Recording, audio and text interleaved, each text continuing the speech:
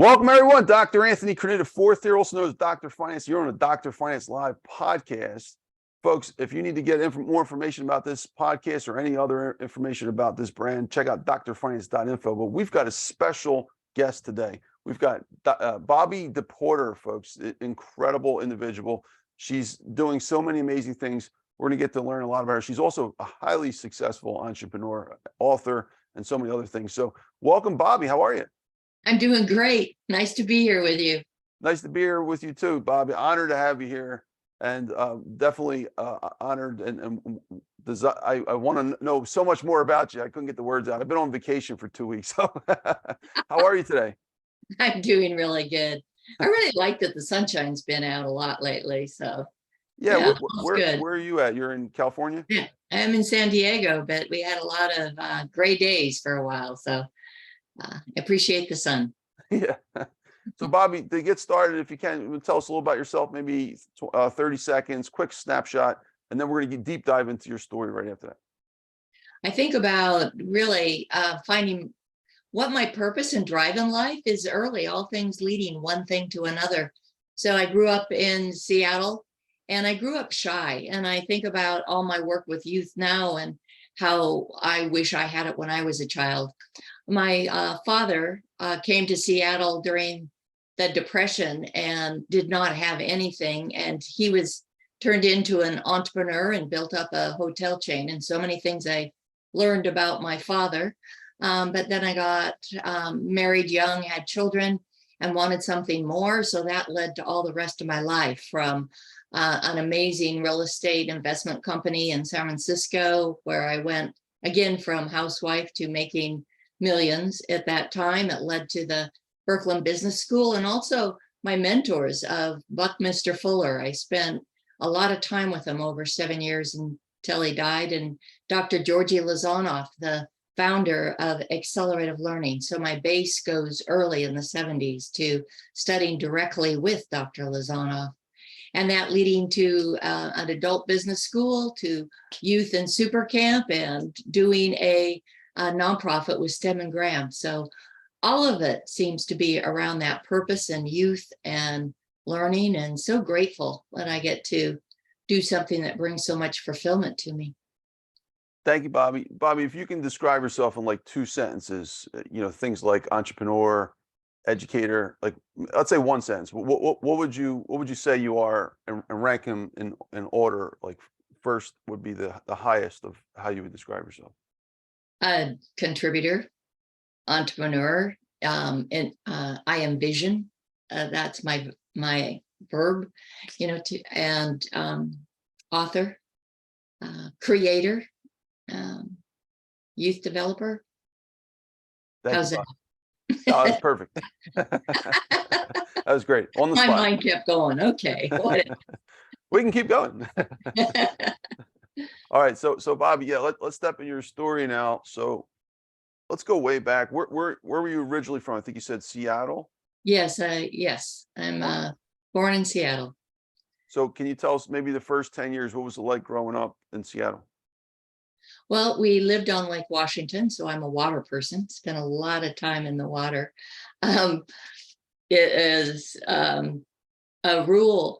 I did follow. I wanted to be a good girl then. I think about that, that didn't want to upset anybody and follow rules and all of that.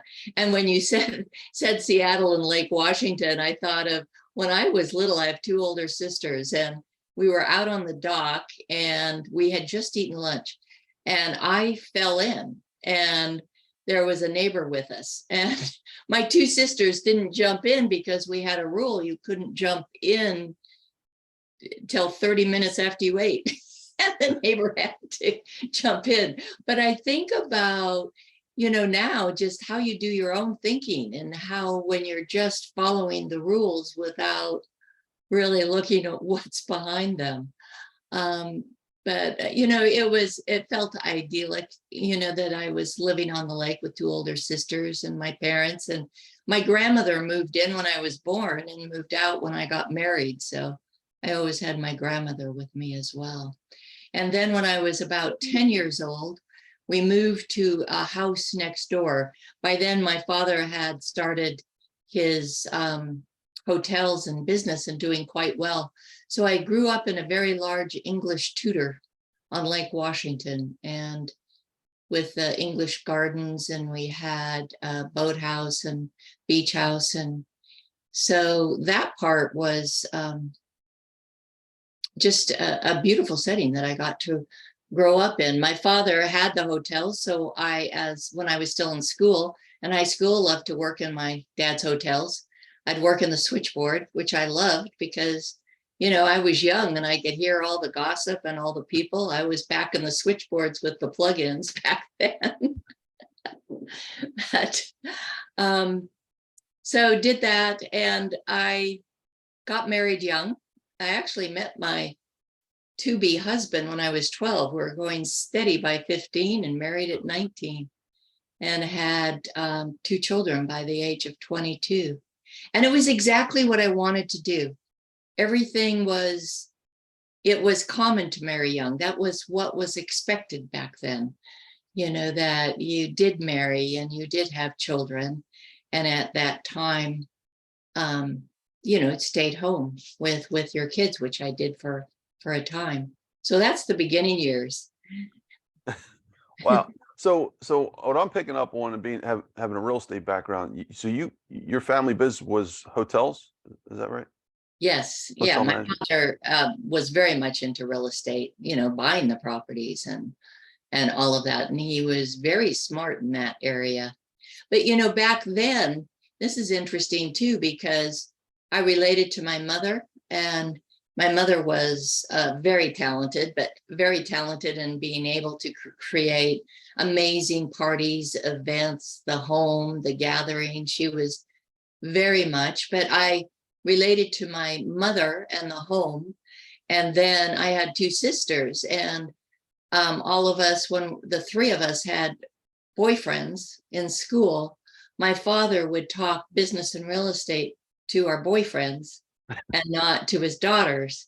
And then years later, when I got into real estate and I'm doing it, we had a housekeeper at home with the children, and she was watching us over a dinner. And I always remember that because my dad and I were into real estate, and my husband was talking recipes with my mother. So things kind of shifted. Did you have any brothers at all? No, just we were 3 girls. So your dad was forced to have those conversations with whoever was available that was male. Yeah. It's a mindset. I don't look at that it was wrong then. It was just the way it was. Mm-hmm. And you accepted the way it was. Meanwhile, sorry to interrupt you. Meanwhile, subconsciously, you were actually the one that the message was getting to. Yeah. Yes. Yes, exactly. Exactly. And, I was so happy home with my children. And then I started feeling something in my gut. It was an intuitive feeling, and it wouldn't go away. And I would talk about, I think I'm supposed to be doing something in addition, something more. And so sometimes people would come and try to help me out. Why don't you open a pizza store? Why don't you do this? Why don't you do that? And it was like, no. But then when we had moved around quite a lot, because my husband went into the hotel business first from my father, and then he ended up joining Hyatt when it was quite small, with airport hotels, small airport hotels. That's when he joined. So I grew up with him, with Hyatt. But it was wanting to do something more, and we moved to San Francisco, and I noticed an ad in a newspaper, and for jobs, I was just kind of gazing, and there was a very long ad, and it was a new real estate company that was opening in San Francisco, and it said, don't even bother joining unless you're going to be successful, or you're going to focus on the relationships. Anyway, it just went on and on about what type of person. It just caught my interest, and I went into interview, and I met with one of 3 male partners, and then they brought me back for a second interview. There was actually hundreds of people that wanted to work there at the time that were trying to interview. Anyway, one of the partners looked at the other when I came in and said, "Why did you bring in a housewife with no experience?" As I'm sitting there. And one of the lessons I got was I was so clear about what I wanted that I didn't let comments like that get stuck on me. I just, kept talking with them. And then there was kind of an intimidation that they said, well, this is the early 70s. And they said, you have to make a minimum of $30,000 in commissions a year. You're not going to be here. And they went on, and I just let it go through me. And okay, that's fine. They ended up hiring me. And I always remember I came in on Labor Day because no one else was in the office and I felt self-conscious. So I started making the calls out. I had a call sheet. So I'm calling, and I connected with somebody who wanted to sell me their property and such. And it turned out that I made a $30,000 commission to me deal on my very first day on the job. Wow. Very first day. So it was like, okay, that's off. Now I can, relax the rest of the year, do what I do. But it was really a high flying time in San Francisco with the real estate. We bought Victorians and renovated them. Besides having clients that we bought properties and sold, we bought properties for ourselves as well, and renovated the Victorians. And you could actually see us going across San Francisco at that time with our renovations and turning properties. But one of the things that I learned there, it was a very special place that I landed, that it was all about personal growth and doing your best. And we were using the term win-win before it was popularized. I never heard the term before, win-win business. And we were so upfront with anybody we bought property from. It was always, this is the price that we can pay. We're going to do renovation. We're going to sell it for a profit. You want to sell us your property and, work with us. It was like we were over the top with being transparent and with what we were doing. And what we built was a lot of trust with people. And so people wanted to deal with us. And then we also, the things I learned was how important relationship is, that not only with our clients, but internally with other people in the office. We were always meeting and cheering people on, and just a lot of support that was going on there. Another thing that really stood out early that I've used all my life is just being responsible for your results. If I was making phone calls and I made 10 and nobody was interested, it was my fault. They said, go home, come back tomorrow. You're not in the space, to get yeses, to get people interested. So just stop. So it was always being responsible for your results that you're getting. And we just learned a lot there about just your own energy and the effect on others. So we got written up in a national magazine, and then hundreds more wanted to work there. And it wasn't to do the real estate and investments and what we were doing. It was really the culture and the environment and the excitement. And, we exercised together in the morning. We shared personal things with each other. It was really, and we worked. We had to actually find people if they didn't take a day off, because people were working 7 days a week and, long hours, because it was just an exciting time. So that's when so many people wanted to work there that I left with one of the partners, Marshall Thurber, and the two of us started a business school to teach what was working so well there. That's amazing. So I just want to step back for a second. So you grew up basically with a real estate background. What kind of things what were like some of the highlights watching your dad with hotels that you think might have stuck with you as you started to progress? Maybe some stories you want to share about the hotel industry, or watching real estate that eventually you used those skill sets when you went to work in San Francisco, et cetera. Well, one thing about my father was that he was a very kind person. And, he was very kind and friendly when he had nothing, when he started out and engaging with people. And when he became wealthy, successful, a lot of people commented about that with him, that he was always engaged with people. He was kind, he was interested in others. So just knowing who you are as a person, that has been a theme through everything that I've done and taught, is how important it is to know your values and who you are and how you relate with other people. So I definitely learned that. I worked in his hotels, but I don't know that I learned so much growing up just about, the higher board level and, how he operated at that time. I know he was traveling a lot. There was actually a national half-hour documentary back then. The commentator was Jack Douglas. He was very well known nationally. And they came and spent about 3 months creating a half-hour documentary called Sweet Success. And it was on my father. They traveled around to his hotels, but they also had the family and the home and all of that. When it aired, I was, I think, a freshman in high school. And on one of the scenes, my father traveled, and we had the big house with the big circular staircase coming down. So there's a scene in it with me at the top running down the staircase saying, "Daddy's home."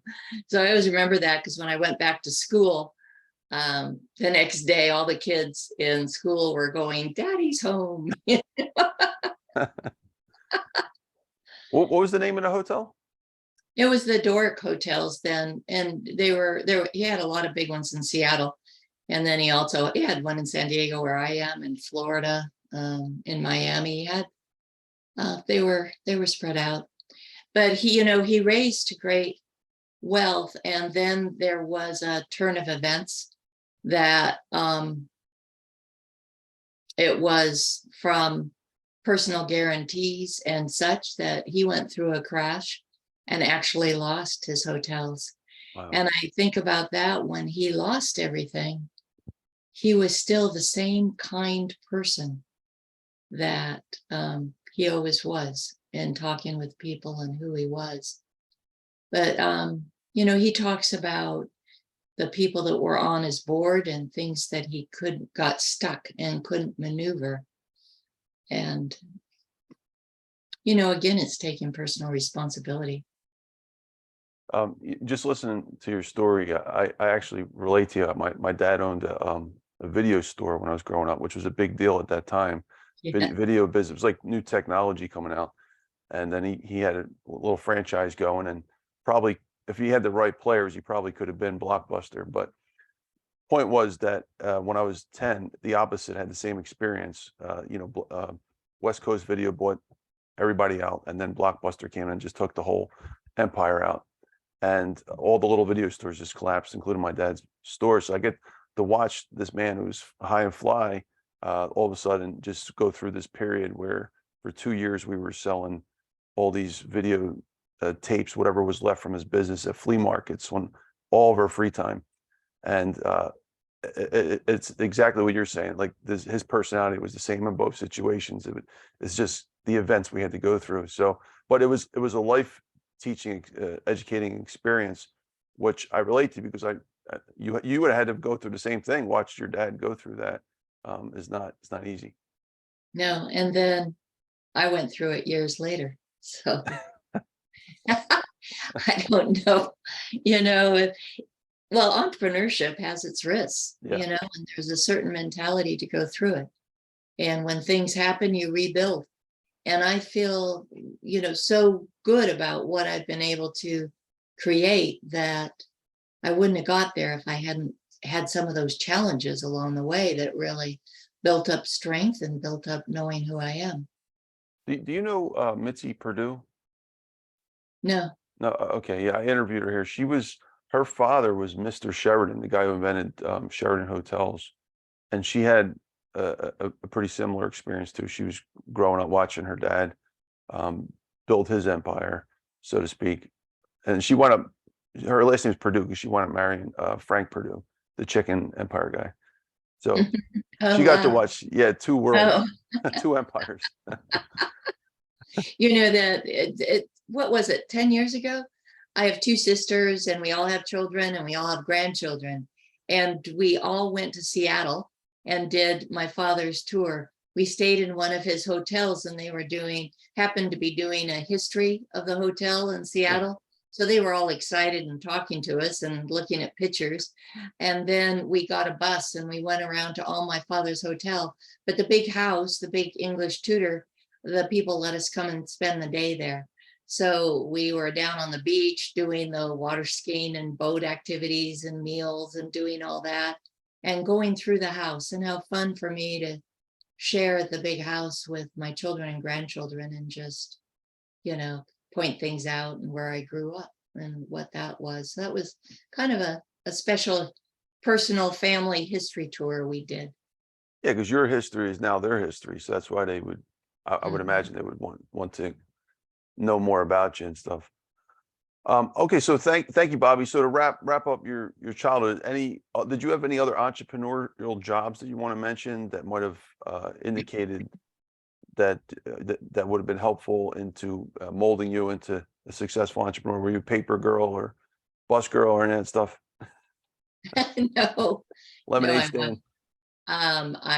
I just worked in my dad's hotels and I didn't do the babysitting or any of that. But I did work in his hotel. So I really feel like I got it's interesting too. One of the hotels, it was during the Seattle World's Fair, a 350 room hotel.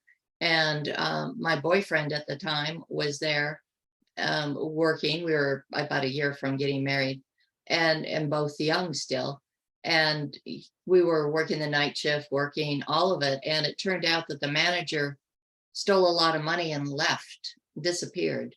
Wow. And so my father put my boyfriend as general manager of the 350 room hotel. Jeez. And this was the time in Seattle. I said he wasn't even old enough to go in his own bar, the lounge in the hotel.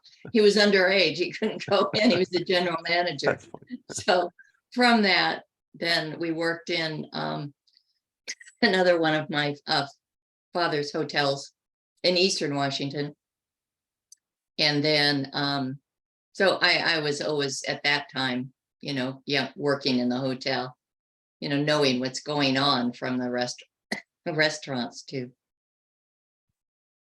How about education wise? Like, were you still in school, and how far did you go with that to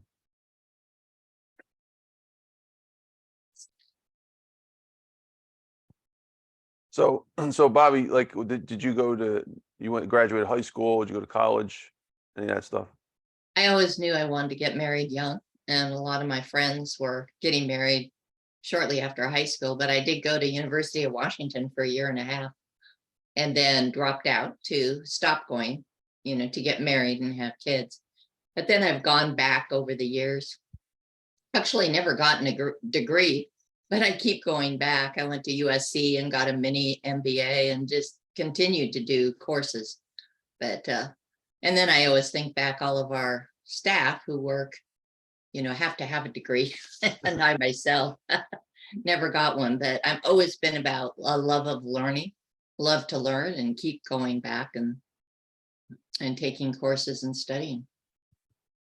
That's beautiful. It leads us to our next part of the story. So you're in your 20s, you're married, you have two kids, and then eventually you went to San Francisco. How much longer was that? You're still in your 20s at that point? Still, yes, young 20s. My husband started with Hyatt hotels and we got transferred and moved around a lot. It was common to be a year and a half or 2 years, keep going to the next. And he was manager of Hyatt hotels and stayed with them. So we moved around a lot. And one of those moves was to San Francisco, where we opened the Embarcadero Hyatt there. It was fun because they were building it and we actually moved in before guests came. It was thought that big hotel was our home for a while. And then guests came in. Oh, wow. Yeah. So we were, doing that. Well, And I was the wife of, that was great because there was lots of activity and things that every night we were going to something. yeah, you get free travel incorporated into the job, right? Like year and a half, we'll go to Australia for a year and a half. Why not? That's pretty good. So that was mostly your 20s and 30s. What was the next step in your? Well, the 20s, well, it was 30s when I started with a real estate firm, Okay. and then was very successful in a couple of years. That's where I had made a couple of $1 million there. And that's when I left with Marshall Thurber to start a business school to teach what we had learned there, as I had mentioned. And so the business school, we acquired a property in the Northeast Kingdom of Vermont. It was a historical landmark. It was a big yellow mansion and it had a creamery, an inn. It had cross-country trails. It was just a very beautiful property. A lot of people said it felt like a vortex, just a spiritual space. And it was beautiful. And we started a business school where we brought in a lot of instructors who were experts in different areas. But it was a lot about personal growth. It was about, we got up early and exercised. We had Morgan horses on the property. We had the biggest barn in Vermont. It was turned into a theater barn where we actually had a ballet school that operated out of our theater barn, and horses. And then to have a business school there, it was just a beautiful, beautiful space. It was in Vermont. Mm-hmm. Oh, wow. Yeah. And it was, the name of it was Burklyn, and we called it the Burklyn Business School.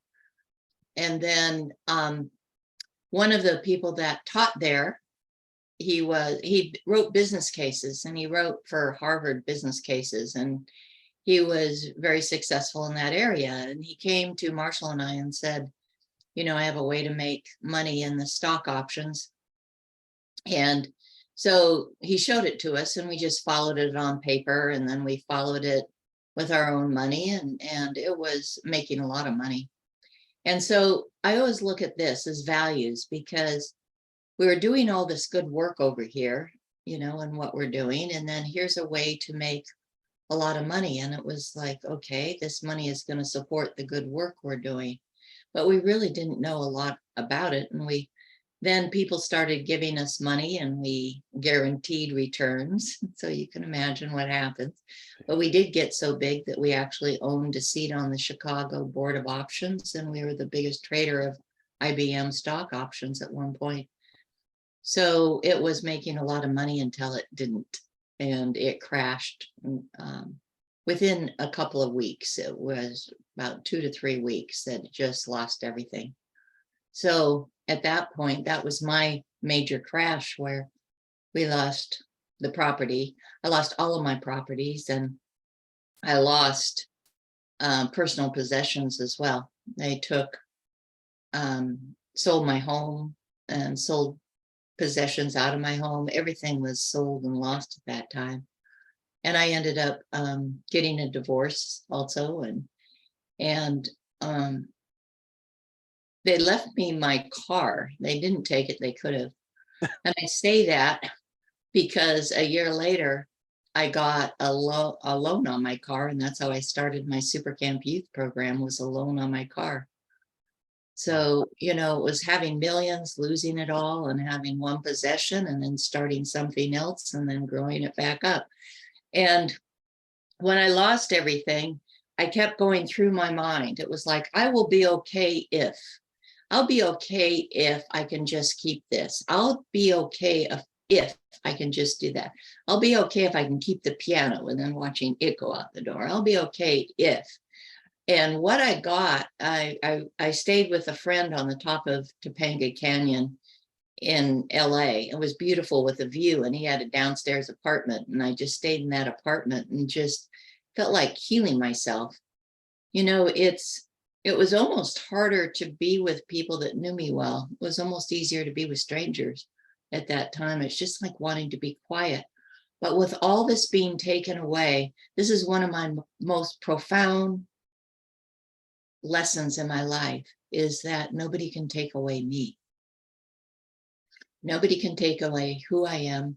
No one can take away my dreams and values. Nobody can take away my strengths, my skills, everything I have. And I got it, I can hear the words, but to get it at such a deep, deep, deep level, it was like I could feel it in my whole body that nobody could take away me.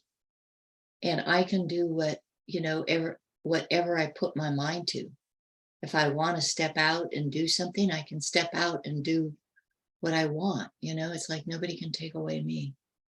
So from that, adults who had been to the business school had gotten so much value from it. They kept saying, we need to do the business school. We need, to have it keep going.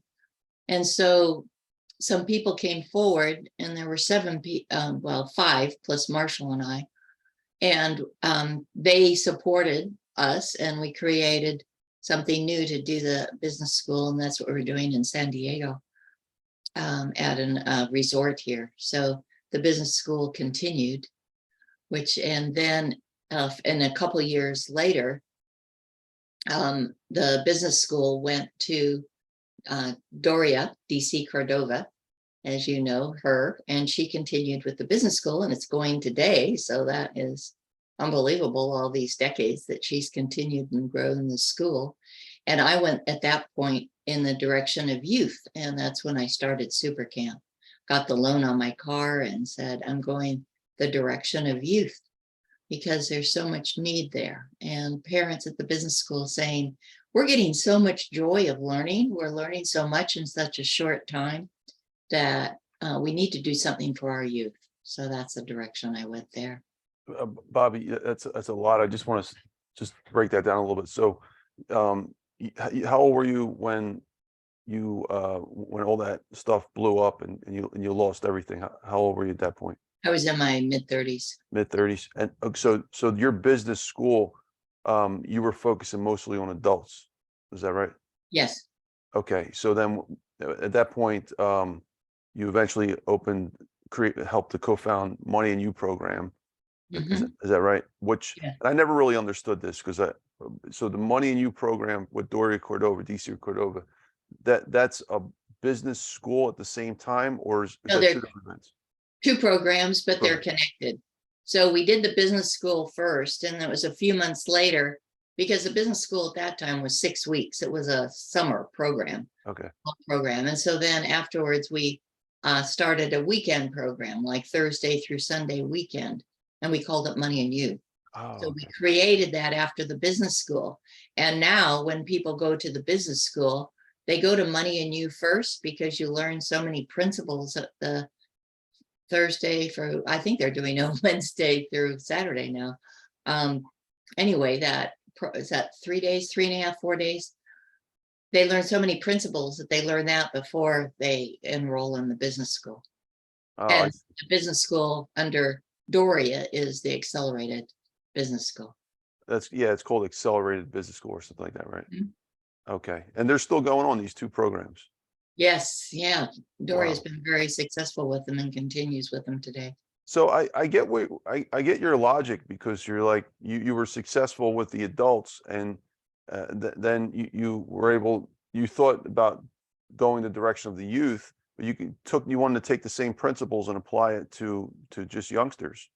And Yeah. that's been your mission since then. Well, applying the foundation of the knowledge you got from you learned from business school and the Money and You program. Is that right? Yes, and after the first business school is when we got connected with Dr. Georgi Lozanov. That he is from Bulgaria and the originator of accelerative learning, the founder, the grandfather of accelerative learning. And we heard about him, and Bulgaria was a closed country at that time.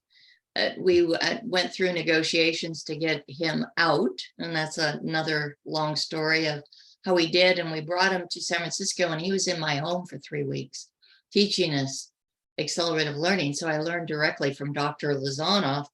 When he came the first time, it was that his family was still in Bulgaria, as well as they wouldn't let him bring out his research.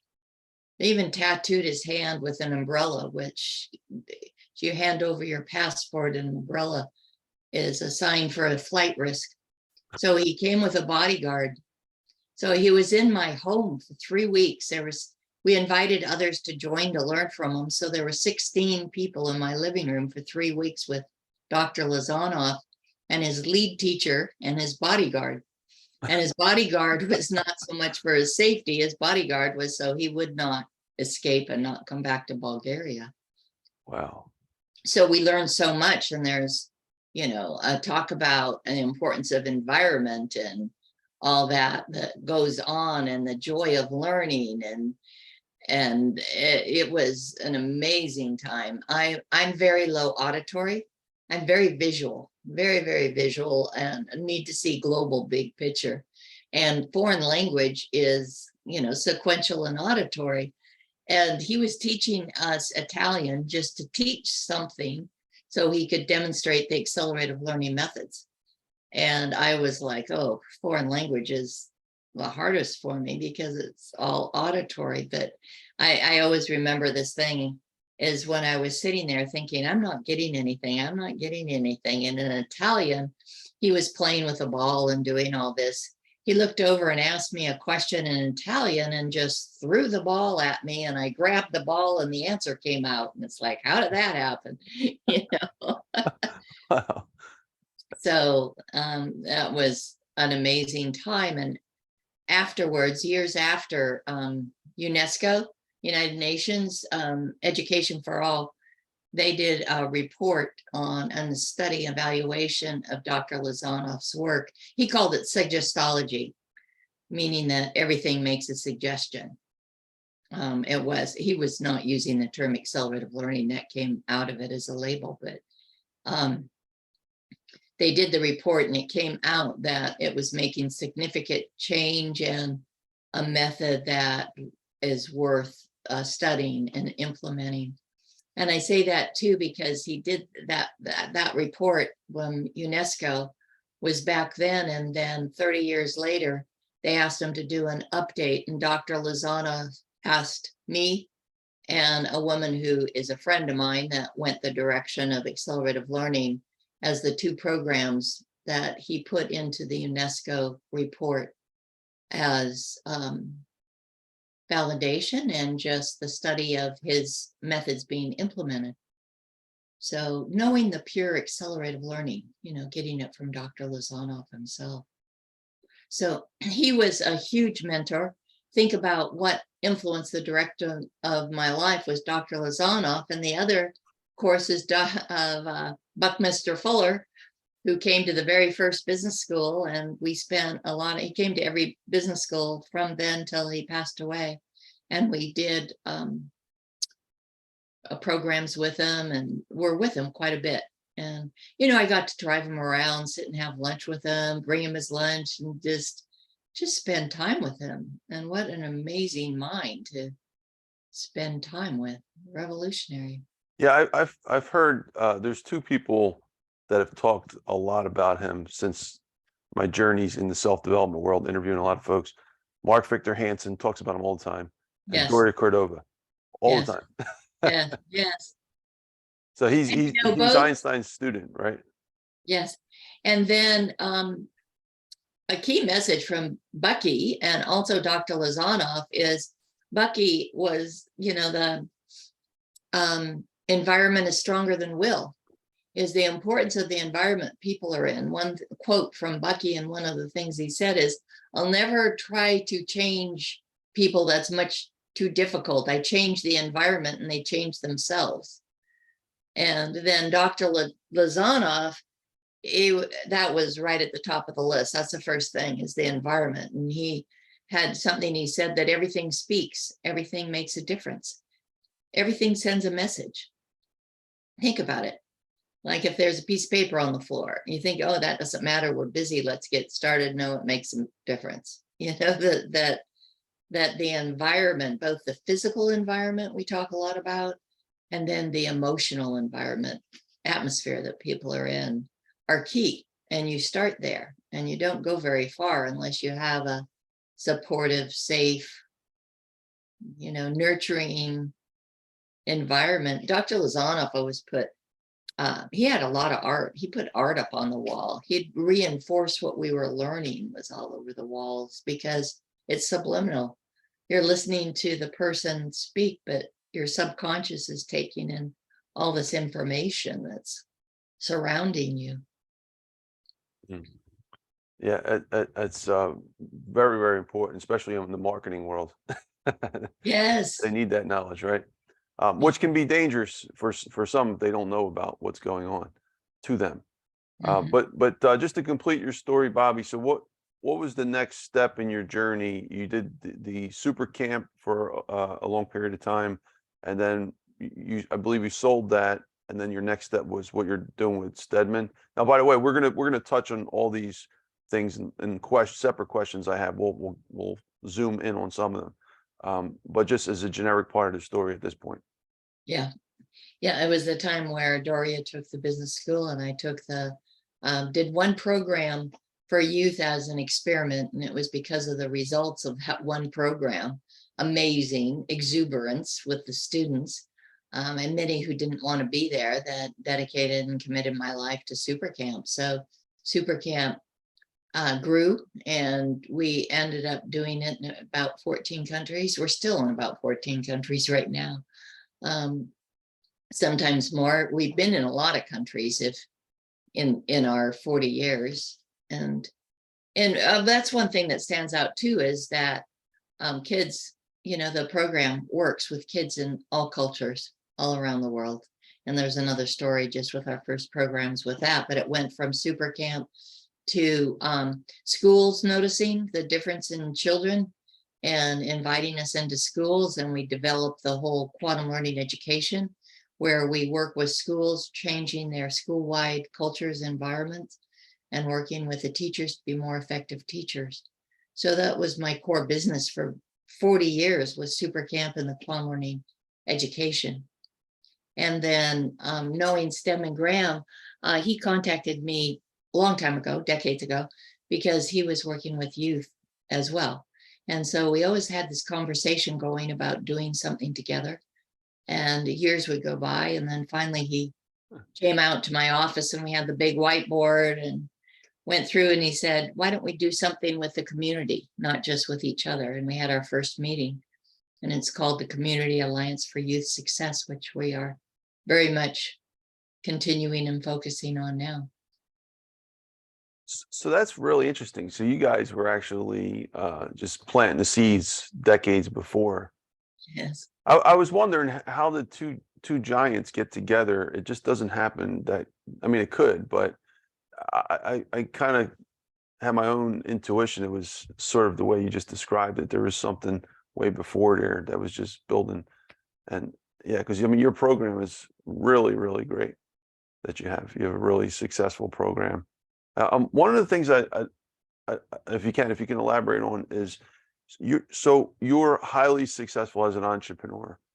You have a lot of knowledge that you've learned about business, but you also, and this is where we're kind of connected, also have this education background, which is really significant as well. And you were able to marry both of your skill sets together. Why did you think you went that path though? Like what was, you could have did anything. Why do you think that was so important? One is need. Sometimes it feels like when you know how to make the change, it feels like a responsibility on your shoulders, and that because you can and and when you create something and it's making a difference for people, there's a lot of satisfaction that comes from that. Sometimes I say, I'm very selfish. I did all these programs for youth, and what I get out of it is a lot of fulfillment. I feel good about myself, a satisfaction. I love, my favorite part of the SuperCamp program was at the end, and students standing on stage and talking about how they feel about themselves and what they want to do in life. And that's a amazing moment. Yeah, and that leads to a great point. I always many people I've had conversations with about this.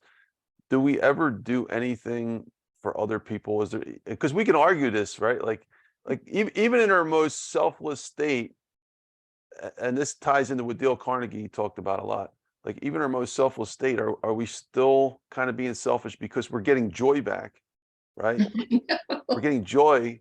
We were doing it to get joy, but like that's an intangible. But so what? Like is that okay? And maybe I think it's a good thing. yeah, It's the motivation makes you want to do more. That's what life's about.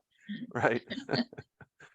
Well, thank you, Bobbi. Any other points you'd like to add to the story? And then we're going to get into, we've got questions which we'll touch on all these different points. We'll talk about CAYS some more and your books and Yeah, stuff. no, go ahead. Okay. All right. Thank you, Bobbi. I appreciate that.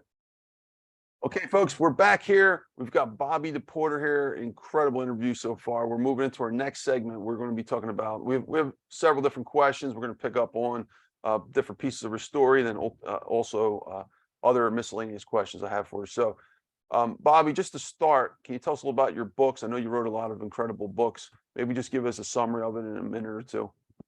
Yeah. Yeah, I have over a dozen books. And the first one was quantum learning. So that's our basics. And it was before the book, actually, we're doing all this work, version of accelerated learning in schools, and just, the word quantum and coming up with quantum learning, interactions that transform energy into radiance. That's actually a definition of quantum in the Webster Dictionary. So I love that. Interactions that transform energy into radiance. And it's about this transformational effect. So that's in quantum learning's a basic first book that I wrote, but I had books with Dell and Allen and Bacon, which is a Simon and Schuster company. And I was, an agent approached me, first of all, and saying, with the first book, saying, reading articles about me and the work and the change we're making with the students and the business background. So, and my experience mostly with accelerated learning. So that's how I got into writing books, was approached by an agent, and that was a Dell publishing book. So it was quantum teaching, and it's all illustrated, and it's about for teachers and what they, how to create an engaging environment. For teachers, you don't just stand up in front, and a lot of new teachers, hey, I'm doing all this new things, and they don't get a reaction from the kids. They're not participating. So it's all about how to engage students and create effective, engaging environments, for kids. So I also wrote a book, Quantum Business, and came out, Dell asked me to write it after quantum learning. So that has a lot of the teachings from when I was in the real estate and the investment, and when we were growing our business, and what made it a nurturing environment. And then I've written a couple of series on learning how to learn, because learning should be joyous. With kids, we want them to love learning. It's so exciting to learn new things and to have that kind of mindset of being a lifelong learner. So things like, memory skills and note taking, and how to be an effective reader. With reading, you need to be creating a movie, a story, make associations and connection. It's not just reading words. About writing, a lot of kids have a block about writing. And learning styles, learning about how you learn best, visual, auditory, kinesthetic, and just applications of that, because we all learn in all ways. So then I also wrote Quantum Success, which is, I love that book because it's a lot about our 8 Keys of Excellence, which is a character program, and it's values for living your whole life as applied to an adult and as in business. So it's really about how to have a fulfillment and definition of what is success. Success is living a life of fulfillment and joy and all. So that's my Quantum Success. And my latest book is Excellence in Teaching and Learning, the Quantum Learning System, that I wrote with a friend who is retired now, professor from George Mason University Graduate School of Education. And she was the director of the Research Center on Adult and adolescent learning, but it has all the research that's behind what we're doing. Why does it work and what people have to say. So that's a series of books that I have. Thank you, Bobby. Appreciate that. So from your books, would you say that these books have helped you to learn more about these subjects through doing the research and things like that? Yeah, it is. It's a process, writing. It, as you know, it completely consumes you in the process. Yeah, it does. It does. It Actually, doesn't get finished unless you do that. In yeah, fact, there's a great quote. A book is never completed, done. It's only abandoned. Like it's something, because you can always do something more with the book, or another story added, or another revision. yeah, I agree. And I think that's one of the biggest challenges of writing. It's like, where do you stop? You know, like my last book, I mean, it was called The Survival of the Richest. I played off the name of one of the greatest scientific arguments or conclusions out there, survival of the fittest. So I started with just a simple, survival connected to finance book, and it just turned into this massive thing. I had to bring biology in. It's like, where do you stop? Right? Yeah, Like, it just, so sometimes it's sometimes it's necessary to keep going, and sometimes you might have to break it into another book, yeah. save for another book. Most of my books are translated in other languages too. I think I have seven languages the books are translated into. Wow. And it's always fun to look at, where the only word I really get is my name, Bobbi DePorter, or quantum learning. Everything else, it's like. Well, thank you, Bobby. So, Bobby, we're going to move into specifics about some of the programs that you started. You've already mentioned the highlights. Maybe if you can add just a few more things about it. So, for example, about the Money and You program, maybe if you can summarize that in 30 seconds or so, or a minute, and anything else you'd like to add that you have. Oh, there's so many principles about that. And a lot of it's mindsets. I just want to say, sometimes people say it's more about the you than it is the money and you. Mm-hmm. It's all wrapped together, and it's people get big ahas because you can just say what the thing is, about abundance. It's about more with less. It's about so many basic principles that are going on, but they make so much sense. And when you take Money and You, it's always those light bulbs going out, because everyone has their own experience from the past. And when you see things in a different way, it was like, oh, how it applied to what I've done and what I want to do in the future. It's a transformational experience. How did you get all those big names? I mean, Tony Robbins, Robert Kiyosaki. How did they all get involved with this program where they went through the program? They didn't just like, hey, I'm here to talk. Like, they actually went through your programs.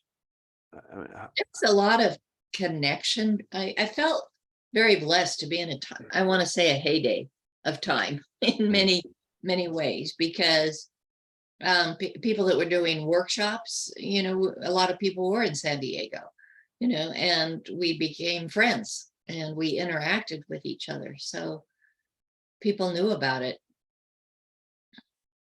it reminds me of at the same time that was happening, there was another revolution in a different industry happening in the fitness world. Gold's Gym, who I interviewed, the co-founder of that as well. Excuse me, of that on here as well. Ed was telling the story of how it was the heyday. It was all those big names that were coming to his gym, from Stallone to Arnold Schwarzenegger. Like, all of them were gravitating to this one area. And then eventually, as we know it, they all branched out, and wrestling superstars, action movie superstars, they all went different ways and great platforms, but they were all connecting in this one little area in California at one point. Similar to yours, but yet in a different industry, which is kind of funny. California seems to be a mecca sometimes for different things. Berkeley during the hippie days, I guess. And it's also being curious and reaching out. Yeah. I say that because I think there is opportunity for everyone, but you have to have eyes to see and take action. And that's how we all get together, is we hear about somebody and we contact them. and have a conversation. We just keep reaching out until you have a community that comes together and people know each other and connect in that way. Yeah, absolutely. Any other thoughts on Money and You program? Did you like that? Um, Changed a lot of lives. And it's a lot about relationship. I mean, what came to mind when you said it, that there's been a lot of relationships that have happened because you really get to know who you are, and with like people and knowing who they are. I'd say there's probably a lot of marriages out of Money and You. And I know from doing 40 years of a youth program, our staff, we have a lot of marriages and kids that came out of the program. So it's feeling good about yourself, really knowing who you are, and to be able to connect in authentic ways with other people. How does it, maybe you could help me out with this. So how does it feel to know that you have connected people, whether directly or indirectly, with a major part of their journey, whether it was marriage, like you mentioned, or a business partner, or a mentor? And in some cases, they might have connected indirectly through the people you connected them with. And this could go on over a period of 1 year or 5 or 40 years. And then here you're looking at an Instagram picture with people that would never have met if it wasn't for you. And you can, in your case, you can magnify that, because this has been happening a lot for me lately. And I can only imagine for yourself, for some crazy, like a very important program that you've created, which all I keep hearing about, this Money and You program. So how does that feel, and how do you deal with that? Well, it feels great. And as you mentioned, there's a lot of business partnerships that came out of it, sometimes together for a short time and apart, and some long term. But um, it comes down to being really who you are and be able to express yourself. People don't know who you are until you speak and express and share with people. And so with a lot of expression and sharing, you're finding the common interests, possibilities of what you might want to do together. And it creates community. And in Maslow's hierarchy of needs, we were talking, you and I, just about survival at the foundation. And then there's belonging. And that sense of belonging is a really high motivator for people, for feeling good. And that's what they want in life, a sense of belonging and connection with others. And I've been doing our youth program so long, what's fun for me, weekly, many emails I get of people, I want to send my kids to SuperCamp, but they also say, I went to SuperCamp myself. And it's like, I went 25 years ago, and I'm going, I was there, Where'd you go?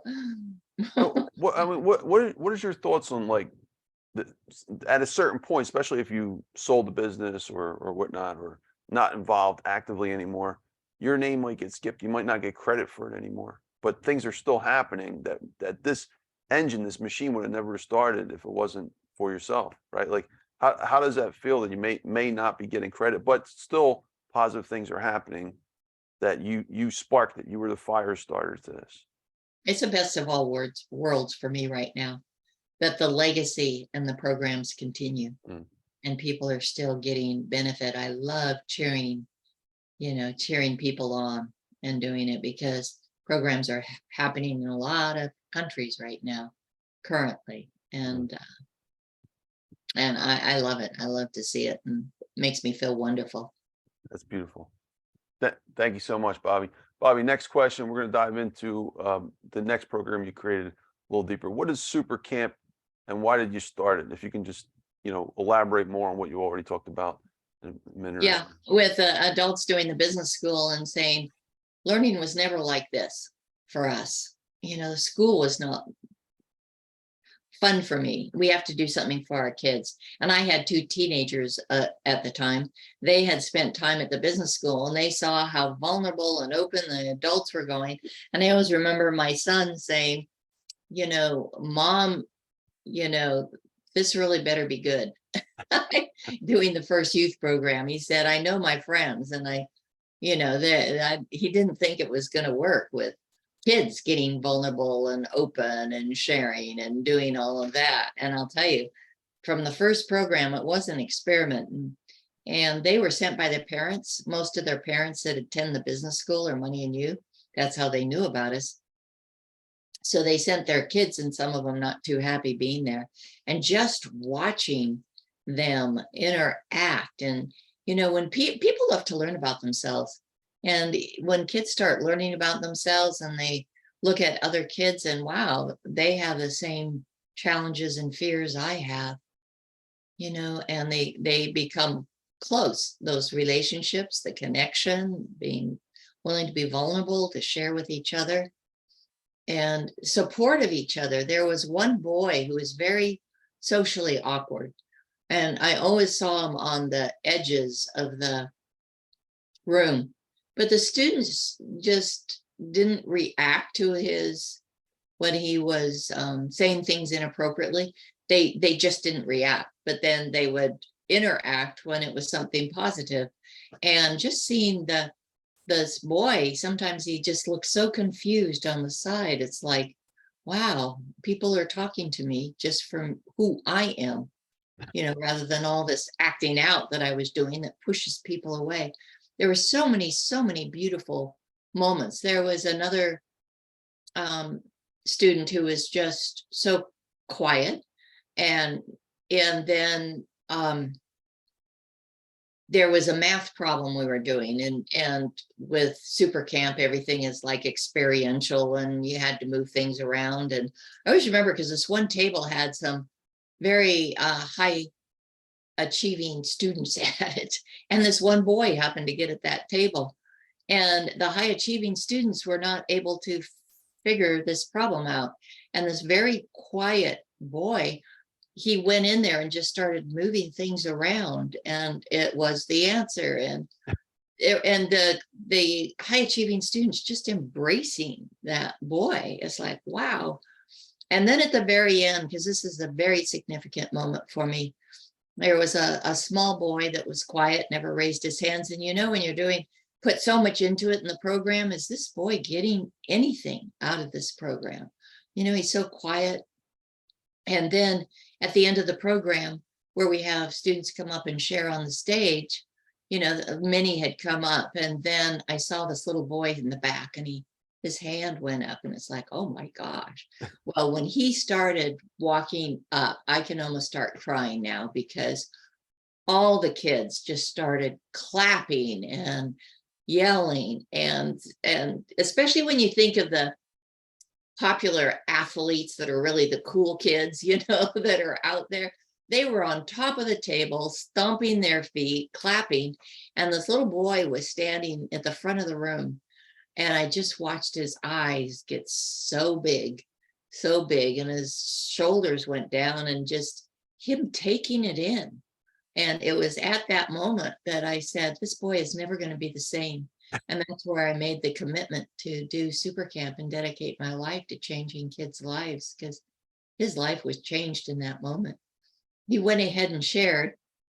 The sharing wasn't so significant, but coming from him it was. But just that moment in time.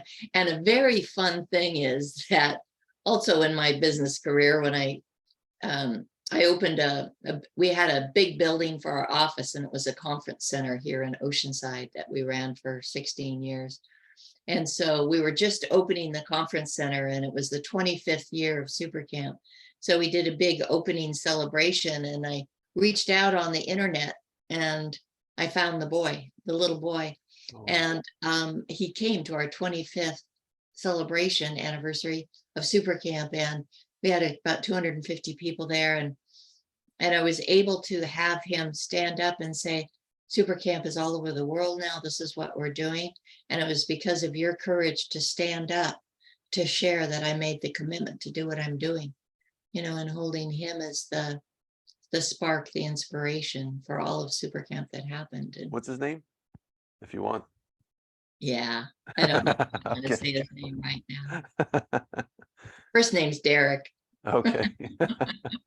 That's an amazing story. Yeah. So he's the reason that you just kept going, because you knew that you were changing. You changed it. You're watching it change in the moment. This young boy's life. Yes. Wow. Yeah. That's incredible. So SuperCamp, can you walk us through like a typical day of Yeah. SuperCamp? Like, what would itinerary be like that is making such a big impact on, like, it's 8 o'clock in the morning, they're getting started, they're eating breakfast. Like, what does it look like for a typical day? So it's a 10-day residential program, which is wonderful because, you don't have kids going home to another environment. So you can really make a lot of progress over 10 days when you have them in this environment. So they're put in teams and they get really close with their team. They have a male, female team leader. Most of the team leaders are college students that come, and they're close in age, close enough to be able to really relate to them. And so they sleep in dorms, eat in the cafeteria. And for 40 years, I was out there in the dorms and cafeteria as well. But and then they eat breakfast together, come in the main room. We always have some type of movement and team sharing together. Then they would go into some type of whatever the day was about, whether it was what we call some of our academic, they would go into memory class or reading or something like that. And then we'd have afternoon activities, and we'd have the emotional, personal skills at night and the communication of what they do. So, we have what works as a teaching cycle where you enroll the kids, you get them excited. What's in it for me? You do connections. You do some type of an experience, the activity that creates a common experience rather than, oh, here's new material. Everybody's on a different page. No, you have to warm up the audience. You get them enrolled. You get them, why should I listen to you? We never expect them to be, oh, I'm excited to hear what you're going to lecture me about. You can say things one way and get them engaged. If you say it another way, they shut down. So we do a ton of training with our staff, hundreds of hours of training before they ever get in front of a SuperCamp. So they get the experience, and then you teach them content and you label what it is, and then you debrief it and review, and then you celebrate the learning. So every single day would have that frame. Every single class would have that frame. And if you think of the 10 days, it's that frame. The first day is a lot about the enrolling, the why I'm here, the experience. And then you go more into here's the lessons that we're learning. Then at the end of the 10 days, we're doing a lot of debrief and review, and the last is all celebration with the shares and the celebration they're doing. Now, think of that as that's a teaching frame. That's a very powerful teaching frame. We teach it teachers all over the world. And it is when they do that over the whole semester, the course, the time of SuperCamp, the 10 days, they do it over the whole day. They enroll in the morning, they're celebrating at night. They're in a reading class, they enroll, have an experience, and go through it. So if you had a pie chart, 100% is the whole pie. How much of the pie would you say is actual content, knowledge? You guys are going to learn this material.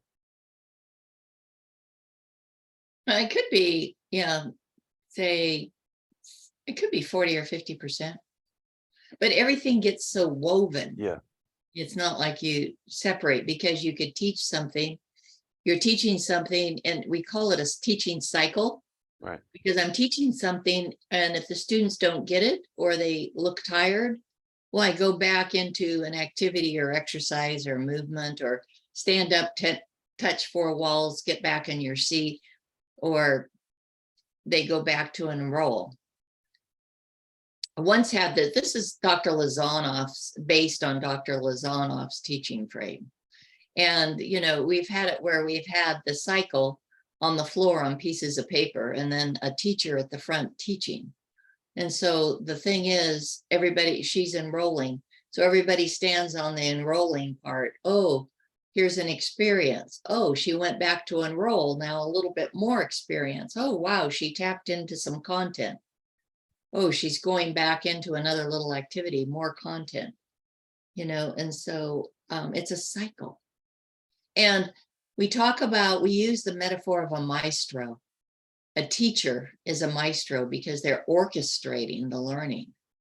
And it takes a lot of skill. It's not just imparting facts or information. It's an artful orchestration. Yeah, Bobbi, I think it's a good time to pause for a moment. So I was a professor for 10 years. I spent my whole life in the educational system. I when I actually didn't really get into self-development until around the clubhouse time, 2.5, 3 years ago. And I got to say, like, that gave me a different perspective of education. I've always kind of had self-development of my own, but my point here was that so there are obviously different ways of learning. You have the academic traditional way, which is what is out there to the masses. You know, you have your grade school, your high school, you go to college, undergrad, master's degree, doctorate if you want, different kinds of doctorate degrees. But then you have self-development, which took its own wavelength, right? And then you have this accelerated learning platform, which is kind of riding side by side in its own little parallel. What is what is the connection to this, and why do you think that traditional academic programs have not really adapted this kind of learning? There's obviously some kind of flaws with the traditional method. That you have people that are high school students that still can't read. You know, college level students that don't know what a percentage is. I'm speaking from my experience, right? In finance, I can't tell you how many MBA students can't calculate a percentage of a certain number. A simple problem. What's 17% of, you know, $1,000? They don't know. That's very sad. Your MBA student, MBA business, Yeah. master's in business, and you don't know how to do a percent. So there's something went wrong somewhere along the pipeline. And your programs have picked up on possibly a better way of doing this. Why isn't our educational system trying to figure out, use the science of learning to apply it to this money-making machine of education? To me, it's really sad because we know how to make a difference in how to make learning exciting. So it's, we've really, you know, there's so much statistics. We're falling behind in reading and math, and we're falling behind in everything. And so they put more standards, they put more benchmarks that we have to get to, but not how to engage the kids to get there. And so there's so much content. So many teachers say, I have so much content to cover in this semester. I don't know how I'm going to get it all done. I'm just hammering the kids. There's more content, more content, more content, more content. And is it any of the kids, you know, what percentage of the kids are getting it? No. Or how can they apply it or make associations? And we put on more. We had one teacher that was in school and taken our course, and she spent 3 weeks doing nothing but kids getting to know each other, relationship, created the culture. You know, we talk about doing a strong foundation. Kids were very clear on how they were going to interact with each other in this class, what the policies are. She just, no subject content. It was all just culture and environment that she created, and a lot of traditions that were fun. Hey, somebody learned something, woohoo, you know, it's like, you know, a lot of traditions that were in there, and it was fun and engaging, and they knew each other at deep level, like they really supported each other, and they felt safe. They felt safe to raise their hand and ask a question. I don't understand this. Or here's an answer to a question. It's the wrong question. I'm fine. I know myself. It's like, hey, great for speaking up, you know, and learning. And other teachers in the school would say, how can you take 3 weeks? We have so much content to cover. We'll never get done in the semester. There's no way we can take time for anything else. And of course, the teacher that spent all that time on culture finished the core content faster because the kids were open and safe, and they were asking the questions about what they didn't know. So they did so much better. So in education, we have this, oh, the test score is not where it needs to be. Let's hammer more content at them, not delivering it in a way that creates any kind of connection or joy of learning. And so to me, it's hard to watch. It's hard to watch when the kids feel that disconnected with school. There is, they say it's almost 50%. There was a recent survey, almost 50% of students are chronically disengaged with school. Chronically disengaged. They don't like school. 50 over, nearly 50%, half the kids don't even, just disengaged. I don't want to go. I don't want to study. I don't want to do anything. They're just disengaged. And those statistics are probably going up because I just don't feel that the system is getting better. When you start losing momentum, it goes exponential on the other degree. And Bobbi, just roll quick. I don't want to come off like I'm on the bullhorn on the negative side. I'm just trying to find a solution, and you may have it considering you've actually experimented with things that a lot of our educational system hasn't, and you've done it for a long period of time. Here's the catch-22.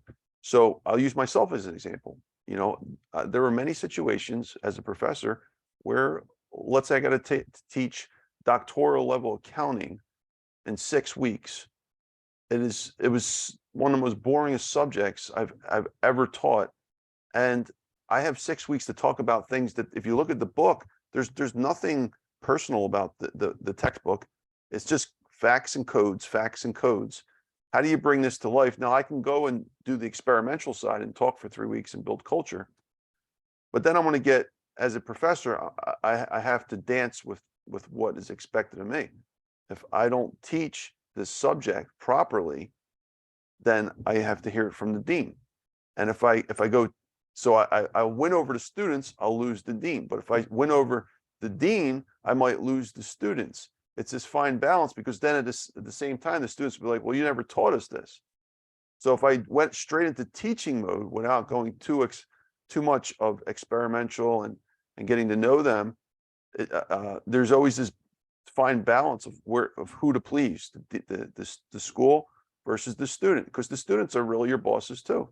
So this is the paradox of our current system. I feel a lot of educators, not just professors, in all in educational institutions, have this balance on a daily basis to please multiple bosses, their students and their actual bosses who pay them, right? So they're stuck in a system where they can't move. And I think if we can free them with the ability to be able to teach the way that you talk about, that can improve our system dramatically. But how do you do that where it's the educator's already handcuffed from the moment they sign up for that job? Yeah, that's a challenge. That with this, the students need to know those facts. So it's not like, hey, we're all culture and we're not teaching the facts. We have to teach the facts. And so there's ways with using body motion and mnemonics and memory skills and contests and challenges that can make it where they learn more information faster. All the facts, all the, just make a silly association and make a contest out of it or whatever that is. One of the teachers that we trained her in Florida. She moved to Nashville. Her husband was transferred, and this is elementary school. It was 3rd grade, but in all the school, when she wanted to use quantum learning, she actually shut her door because she was using music and fun and doing all this. So she shut her doors. And then sometimes the principal would come and look in and leave. And then the principal came in again and opened the door, and she said, "Is there any learning going on in there?" And then, so the principal was great, because she said, "Tell me what you're doing. Why are you doing that?" And so then the teacher trained the other 2 3rd grade teachers, because they were close and met together. And this was in a school that was the very bottom in Nashville. Nashville schools. The kids were, at the very bottom of reading and math scores in 3rd grade, very bottom. And of course, after a year with these kids, they scored at the top. They even outscored the kids at another school that had more high functioning students and such.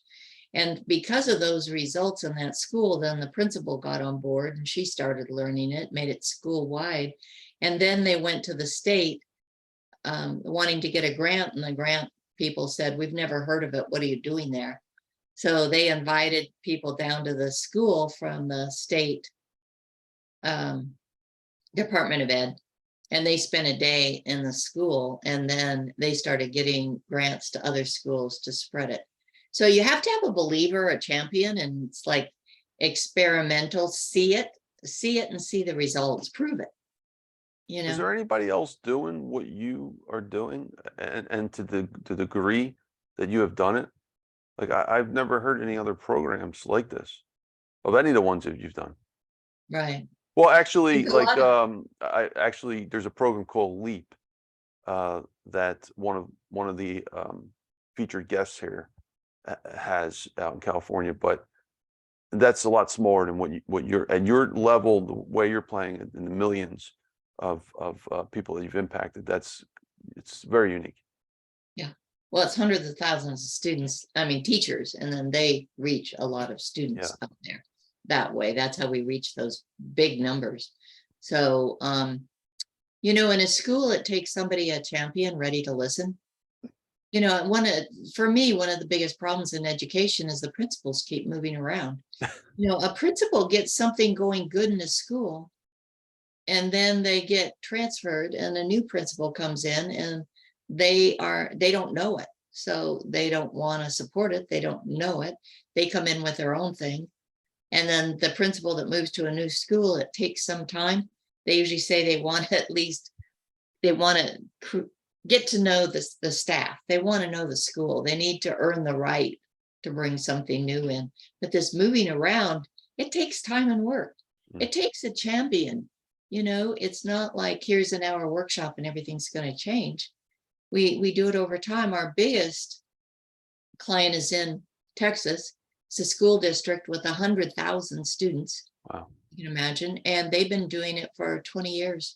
And they now have their own group of teachers that have been trained to be quantum learning trainers. And they do trainings every week in their school on quantum learning. So that's how it gets in deep. You know, that's for almost 20 years they've been doing this. And they keep the professional development. They keep the training going. You know, it's ongoing forever. It's not like, oh, I took this one once and that's it. Like, you know, I created it with and developed it with others. And all these years later, you know, well, it was 40 years, but all along the way, every time I sat in a SuperCamp, every time I went in and sat in on a teacher training, it's my own work, and I'm always learning something new, something deeper, another way to apply it. It's being a lifelong learner, a lifelong application. It's not a one and done, you know? Mm-hmm. Is there anyone else doing anything at this level that you are? Or Not like we are, but there's a lot of professional development companies and programs into schools. There's good work out there. Yeah. But we feel very comprehensive.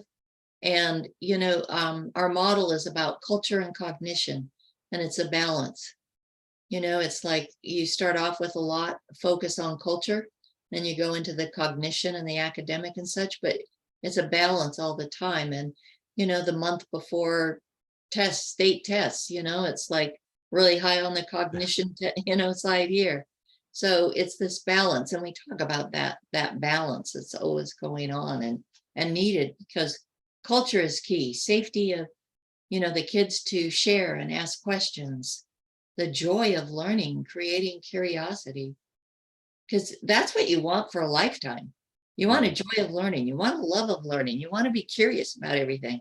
You want to dive deep. And, you know, right now we're in a place where anything you want to learn, go to YouTube. You'll find a video on it. Yeah.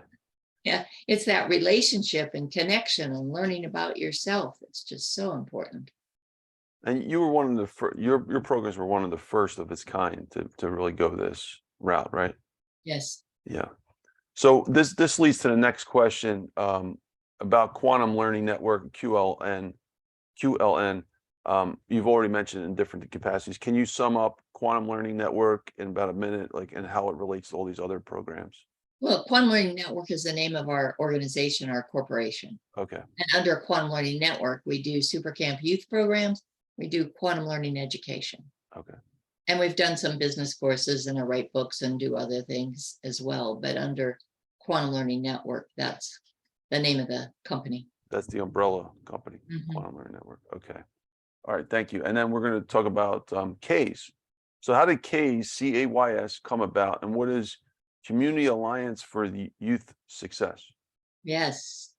So it is a nonprofit that Stedman Graham and I started, co-founded.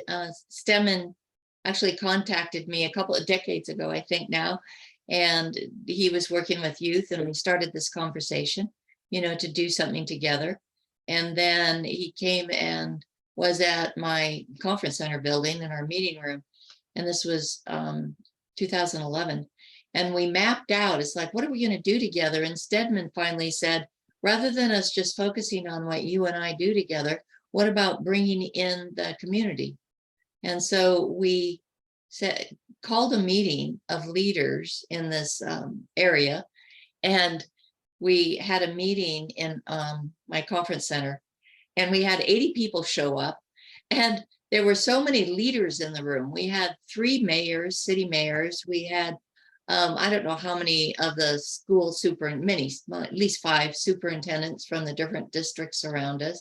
We had the council members, we had CEOs of businesses in the area. It just went on and on and on that we had all this leadership in the room. And also Richard Dreyfuss came too, because I was just on a TV show with him, and so he came. So it was really an interesting group of people. And we said, there's a lot of need out there. What can we do as a community to support youth? And the people kept looking around at each other in the room saying, how did you get us all together? We just don't get together. All this leadership at so many different levels was in the room. And that was our first meeting. And do you know that we've been meeting every month since then? The same group? 2011. Wow. And we did it physically in my building until the pandemic. And people would drive down from LA and San Diego, all over San Diego, and come to these monthly meetings. And it was just, how are we going to support youth? So we started doing what we called a Youth Success Week, and partnered with, worked a lot with Oceanside Unified School District, which that's where I'm located. And they have a big amphitheater on the beach. And we came and did a whole week where a lot of our members are very skilled. They teach, they write books, they speak, they do workshops, and they volunteered their time, to come do assemblies and workshops for kids in all the Oceanside schools for a week. And then on the Saturday, we had a big event. Oceanside has an amphitheater. We had 1,500 parents and we had the students on the stage, doing performances. And the key thing that they do is talk about their life. So students go through a lot of curriculum, self-learning, and then write a talk, an expression, we call it. It's like a TED Talk. And it's about their life and journey, what they've learned, what they want to do. And the community comes together as an audience. And so that was really beautiful. And then we partnered in 2018 with Criniti High School in San Diego. And someone that was coming to our program was transferred to that school as an associate principal and said, hey, you should look at what they're doing. So it was a teacher there, Candace Fee, who is doing a program by teaching students about themselves and about purpose. So we have partnered with Criniti High School and created a model over the last several years of Discover Your Purpose model. So now CAYS is focused on the Discover Your Purpose program and curriculum. And we have a model, and it's now focused on taking it to other schools. But during not only the purpose curriculum, we do events at the school, We have three major events that we do in this model. And it is, the first one's Discovery Dialogue, where we have a panel of adults who are very accomplished adults. And the students ask them questions in a big assembly. And the students submit questions to them. And again, the adults here they are so accomplished in the world. And they get very vulnerable talking about how they were in school and what made a difference for them. So they learn a lot from the adults there. The expressions, as I talked about, are the talks and having the community, the audience, and support them in their journey. And then we have a youth success conference where there's over 1,000 students at Criniti High School. And we had 50 community members who are all accomplished, came in and did presentations. So it was a professional conference for students. They had name badges, they had conference program books. They selected the sessions, breakout sessions that they were going to. We had a keynote. So those are things that we do with CAYS, is bringing the community together to support youth. And we do that through this Discover Your Purpose model that we bring to schools. So it's a little bit different than the SuperCamp, because here you're mainly focusing the spotlight is mainly on the concept of purpose, education through allowing people to discover who they are and what their reason for living is. Right. Well, Quantum Learning Network for 40 years had SuperCamp and Quantum Learning Education. Over almost a year and a half ago, we sold the program SuperCamp and Quantum Learning to long-term staff. Okay. So two of them have taken it internationally. So the legacy and programs of SuperCamp continue. And it's Quantum Learning Global is one of them, with Mark Reardon and Cheyenne Foster.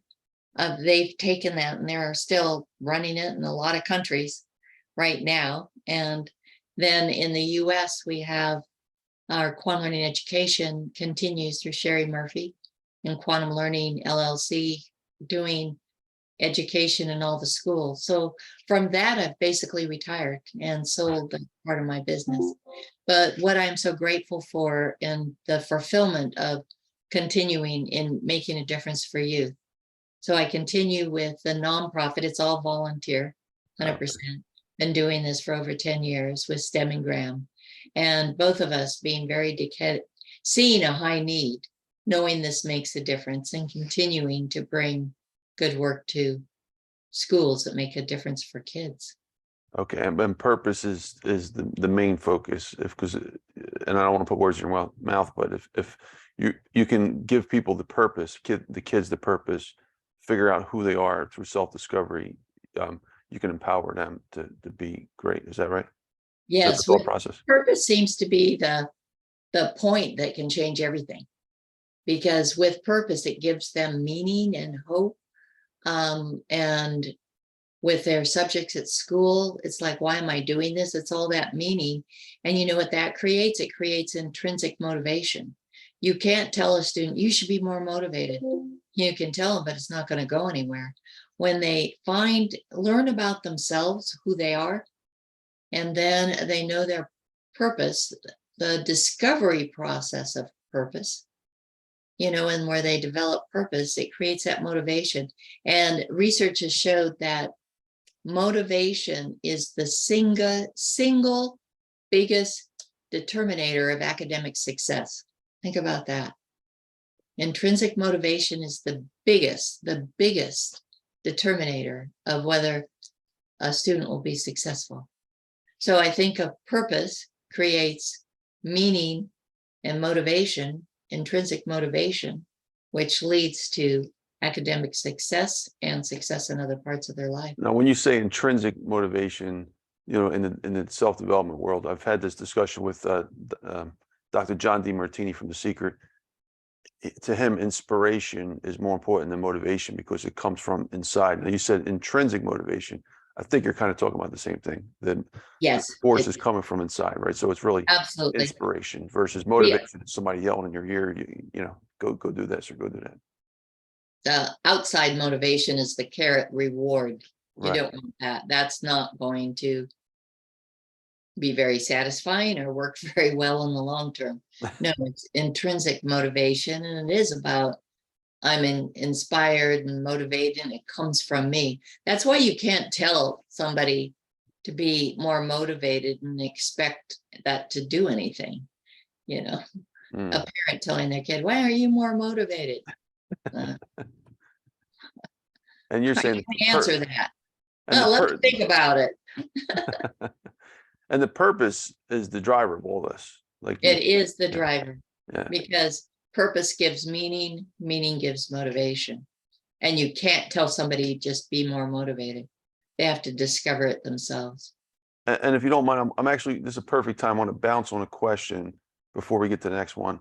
I just moved some questions around because this is important. So why is educating people about purpose so important? That's the next question. Let me preface that. We had a great conversation before the interview started about, so my major conclusion from the survival of the richest, among so many other things, was about, from the survival section, was the most important survival essentials. And for me, one of the things that I didn't expect at all was to find that I called it immediate mental survival essential. It's as opposed to the physical essentials we need to survive, like water and air and all that stuff. This is mentally, the top of the list was purpose.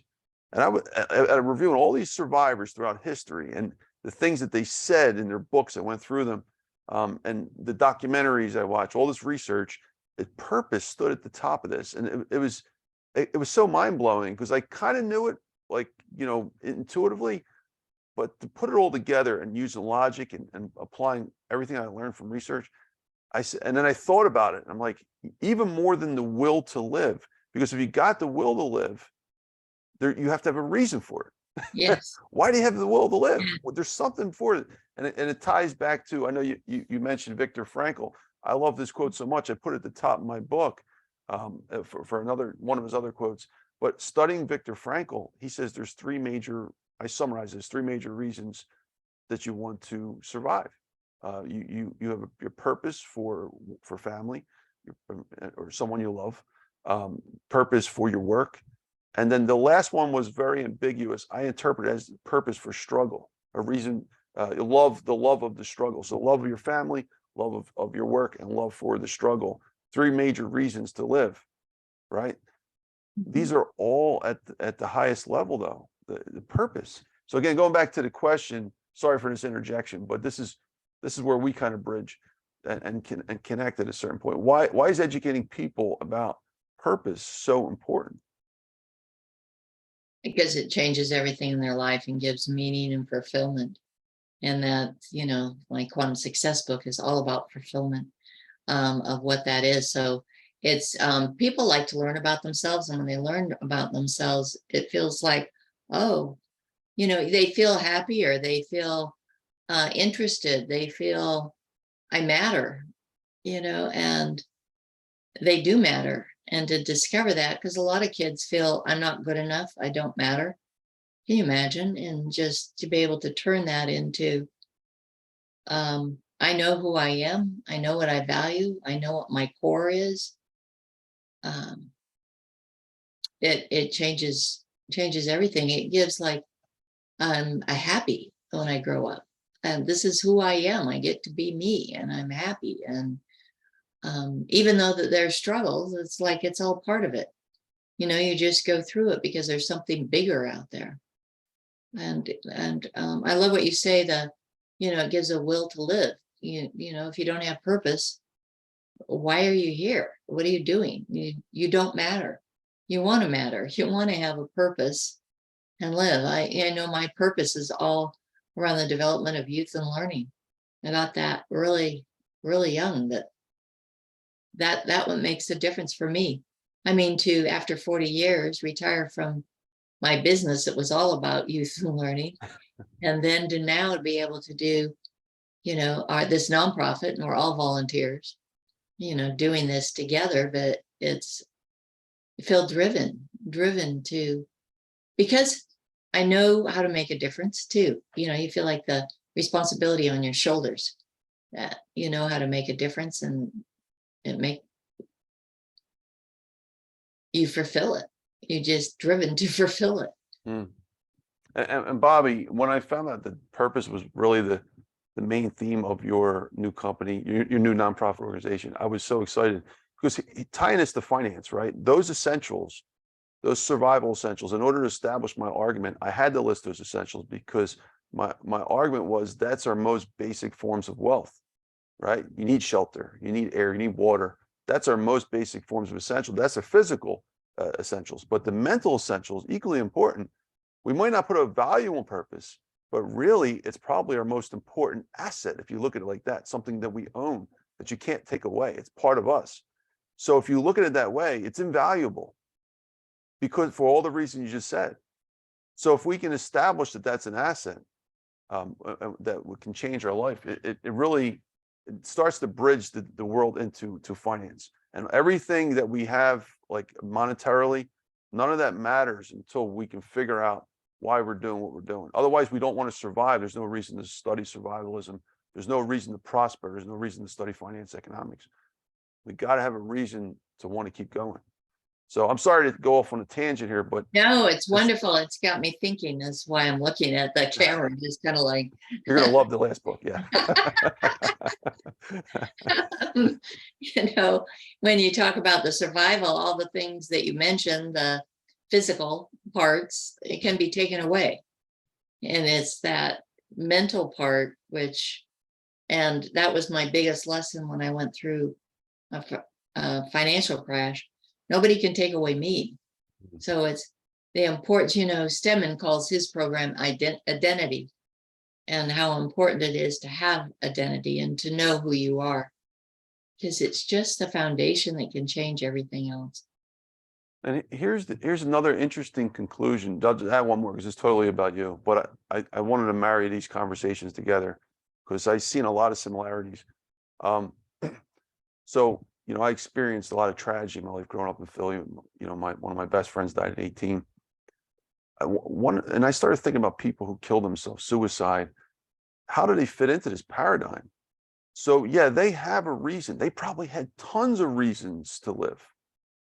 A lot of people loved, like a lot of my family members that died, etc. A lot of people loved them, but they didn't have the will to live, to keep going. So even though purpose comes before will to live, you still need that will to keep going. You might have plenty of reasons, but without the will to live, you can't make it to the next step. And that's when everything else starts to unfold. And that's why I put purpose and the will to live the most important of all our essentials. Not just purpose. You got to have the will, because you can have tons of reasons to survive, but without that will, it means nothing. Like I cared about, my cousin that lost and all the other folks that I had a tragedy I lost in my life. I cared about them. I was a reason for them to live. They had plenty of reasons. And not just me, but everyone else who experienced these type of situations. But if they don't have that will to live, so they have to be bonded together. You need the purpose and the will to keep going. Any thoughts on that? Well, it makes sense to me. It makes sense, when you think about it. It's like there's something more, and that keeps us going. The will to live is there's something more. There's something more to experience, to do. Yeah, absolutely. Thank you, Bobbi. Appreciate it. Sorry, we digressed a little bit here, but this was I think a relevant topic. And actually, to extend on that, let's go back to your program, CAYS. Fun question: what is it like working with Stedman Graham? So, Oprah's lifelong partner for many years. He's a leader in the topic of identity, worldwide leader, one of the top leaders on the subject, and he's done so many amazing things. He has done so many amazing things, and he's a high level thinker, about what's possible and how to move forward. And what stands out to me with Stedman, with how kind he is. People recognize him when we're together walking around. I see people come up. Some people want their picture taken with them. That kind of thing goes on. And he's a very kind person, and he's interested in people. He'll meet somebody, doesn't matter who they are, and find out about them. So that stands out for me. And, he's on a mission himself. He is out there traveling, speaking, making a difference in the world. So he has that core of, I'm here to make a difference. And he has a very powerful story himself with a lot of challenges, growing up and what that was like in his world, and then being out there making a difference for other youth. Now he always says, thank goodness for athletics, so I could, have something that was important to me. But yeah, that's what I think about him. He's gracious and kind. And folks, Stedman Graham is coming on in a few weeks, so stay tuned. That's going to be an amazing interview. So looking forward to that a lot. Thank you, by the way, Bobbi, for helping Yes. put that together. So, all right. So Bobbi, next question.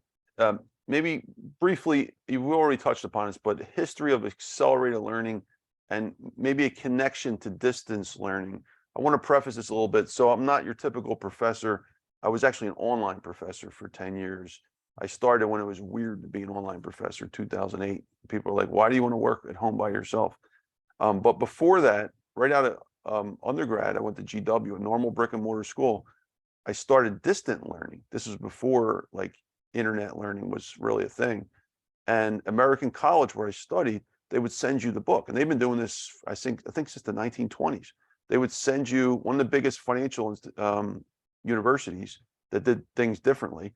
They would send you books. You would go to exam center and you take your exam at another place, another facility. And they send your results back to your school.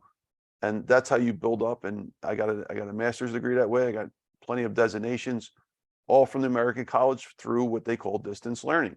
Now, online learning is kind of distance learning to the next level. And that's where I transitioned once the online university started kicking in around 2005, 8, September. So this is a new thing. It's after COVID, it's here to stay. Now you're not crazy for being an online professor. Everybody teaches online, right? So how does this relate to accelerated learning? Because if you think about it, they are connected. It's kind of education starting to become scientific. They're using your methods, that a lot of things that you've learned with your programs, they're now starting to create these programs to make the learning experience very different. But also, in many cases, they also have old habits. They're like a lot of online teaching does not incorporate the experimental concepts that you've taught, which is sad. But anyway, I'm talking too much. What any connections between those two? Maybe a history of accelerated learning. Well, the history of it is Dr. Lozanov was a psychiatrist and MD and worked in hospitals in Bulgaria. And was he one of the, sorry to pause, you mentioned his name before. Was he one of the leaders in this right, he's form? the founder of accelerative learning. Okay. And so he's the one that started this all. He was getting amazing results. There were 2 women that went to Bulgaria, got in and wrote about the results that this man was getting there. So he started in the hospital, and one wing, he noticed patients were getting well faster.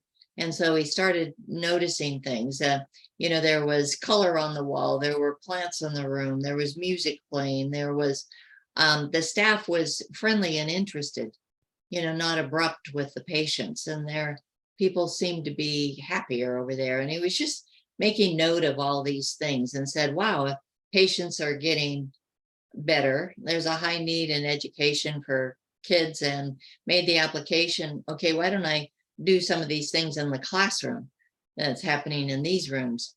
And so he did teach foreign language to the students there, and he was finding amazing results of, they were learning 1,000 words a day, the meaning and remembering them, and all this that he was doing.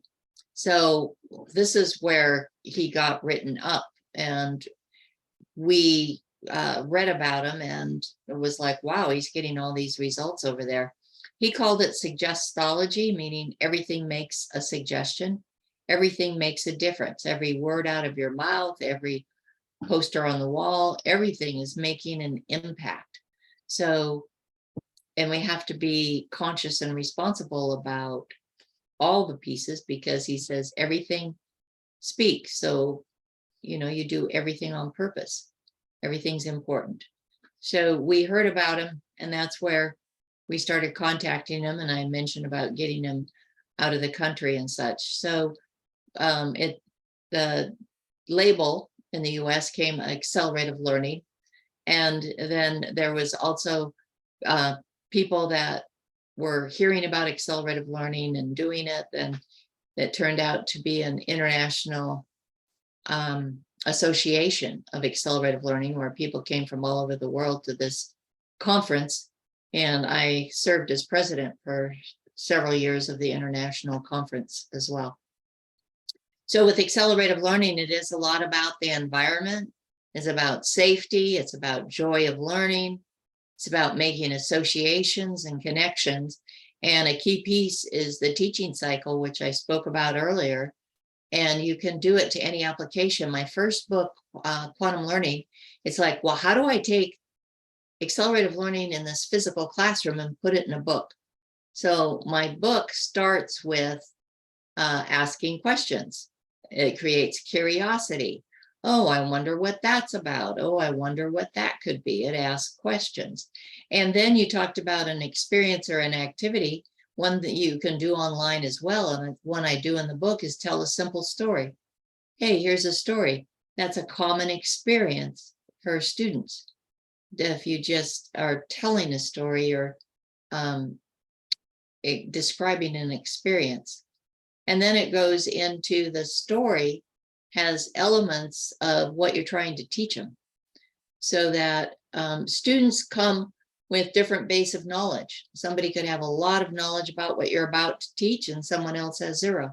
So by doing something that creates a common experience, so your students have all that common experience, and then when you're teaching, you refer back to this common experience. They all know this. And then, so that's how it can happen online. And then, of course, the review and debrief, all things you can do online, and celebration you can do online. And having the students congratulate. In 2020, we were all, I had parents enrolled for a physical SuperCamp. We hold it on university campuses in the summertime. We've been at Stanford University for 29 years in the same facility there. And boom, shut down. So we had to go online overnight. And one thing about the kids, it was a lot about them getting to know each other online, the students, because in school, when all of a sudden the shutdown happened, a whole lot of online was with kids with their cameras off. I talked to the students. A lot of them said, oh, I used the time to practice on my guitar, or I did things. I was not even there. And so teachers are teaching to a black screen with not being able to see their students, or the students to see each other. So for a month we did online learning, and the kids, most of them were in their bedrooms because it was a quiet place. And so they got to know each other. What was on the wall? They might have skis in the corner or something. Who knows what they had? But there was a lot to talk about. Plus, we got to know all the students' pets, because invariably they'd come up and put their face in the camera. But the kids got to know each other, and then we ask questions. We get them to share something about yourself. And I think that's so important, that students get to know each other. And if you have 100 students, 1,000 students, you can put them together in teams, where they have a team where they have a base and get to know each other. And that creates more safety. But the one thing, we said they had to have their cameras on. That was just one of the policies. And that made a big difference for them to see each other, for them to share about themselves, to break out in groups, even paired shares. With Zoom, you can do all of that. So that's applying accelerative learning to online. Just like I mentioned, I applied accelerative learning to my book. Hmm. creating curiosity, doing questions, doing a story, teaching some things that was very visual and making associations with it, doing a review in the book with review questions, and then, and some type of celebration at the end. It could be an icon of high fives or whatever. But it's like I keep looking at how do you can apply it to everything in your life, all kinds of teaching. And that leads to the next question. Thank you so much, Bobbi. What is the relationship or the connection between education and entrepreneurship? Should all entrepreneurs be in a constant state of learning of some sort? Where does this all fit in with the entrepreneur's journey? You're certainly always learning as an entrepreneur. Always learning, sometimes learning more than you would prefer to be learning. Yeah. Learning experiences, they're called. Forced learning experience, right? We have 3 questions that we teach students, and it's great for entrepreneurs. It's great for everyone. Is like, what happened? What did you learn? And how are you going to apply what you learned? So what happened? It could be some major mistake. It could be something small. Doesn't matter. Just something happened. And what did you learn? Yeah. What happened? What did you learn? How are you going to apply what you learned? And you know what? That's forward thinking. Right. Rather than, oh, poor me, I made this terrible mistake, I'm so embarrassed. It's like, and for students, in the classroom, for them, okay, what did you learn? Not like, oh, wrong answer. Hey, what did you learn? How are you going to apply it? What will it look like different? And so then they're always excited going forward rather than, oh, poor me, I made a mistake. Yeah, obstacles are opportunities to learn, right?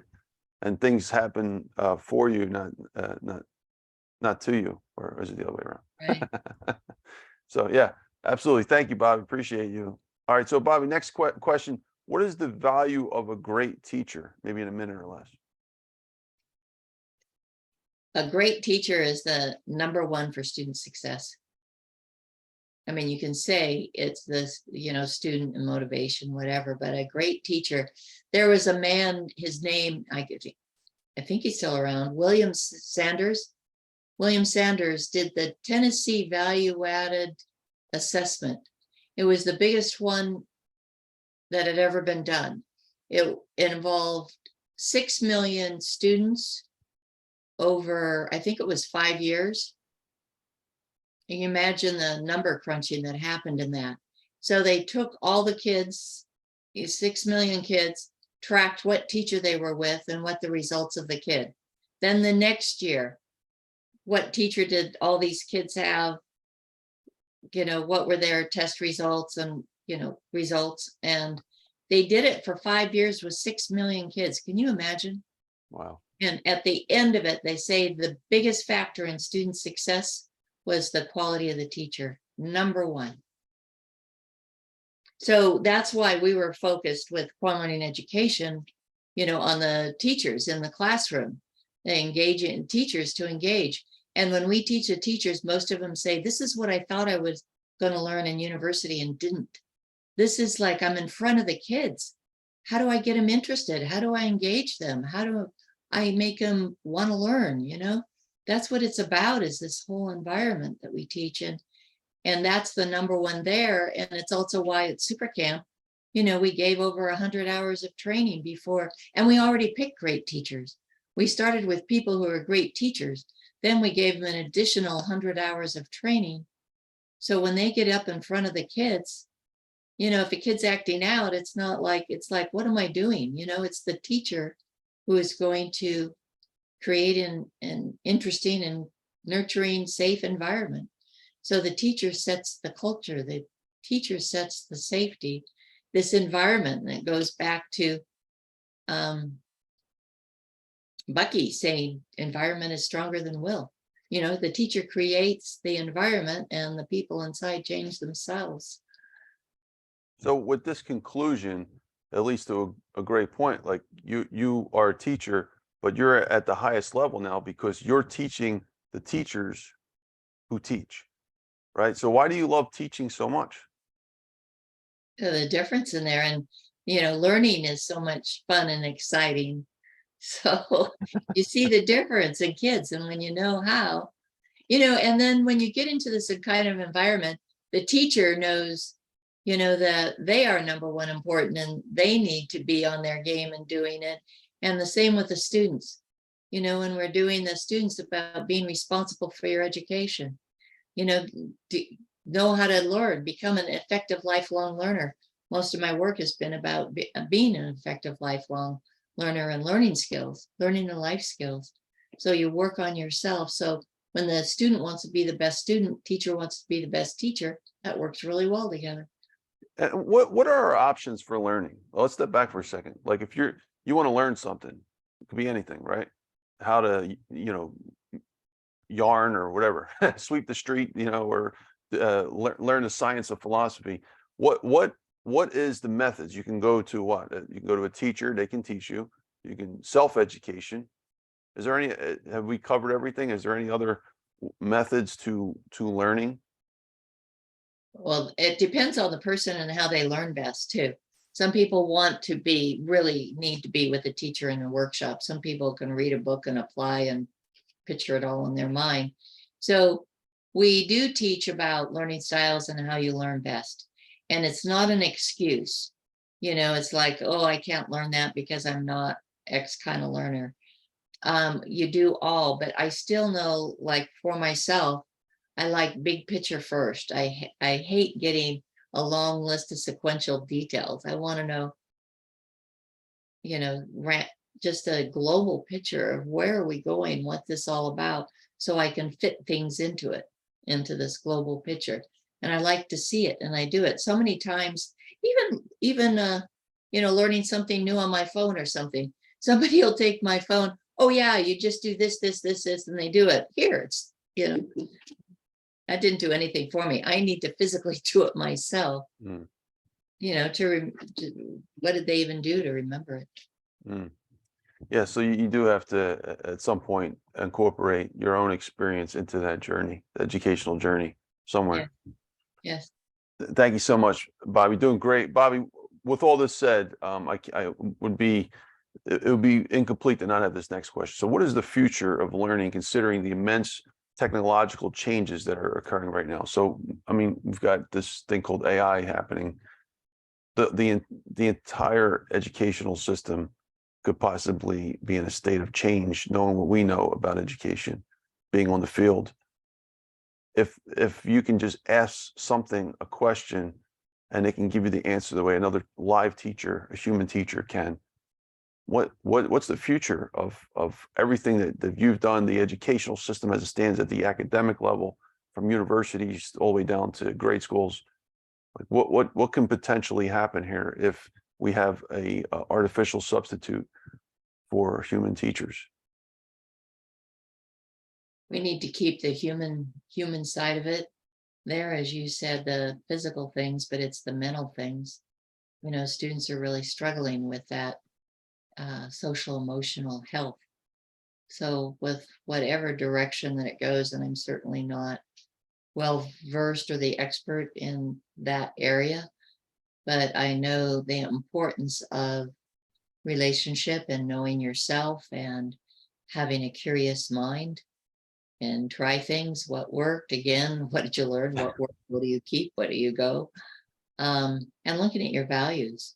So really, for everything in life and the direction of future, it is knowing yourself and your values and staying true to who you are, and that you do matter. No matter what AI can do, it's like you matter. That's right.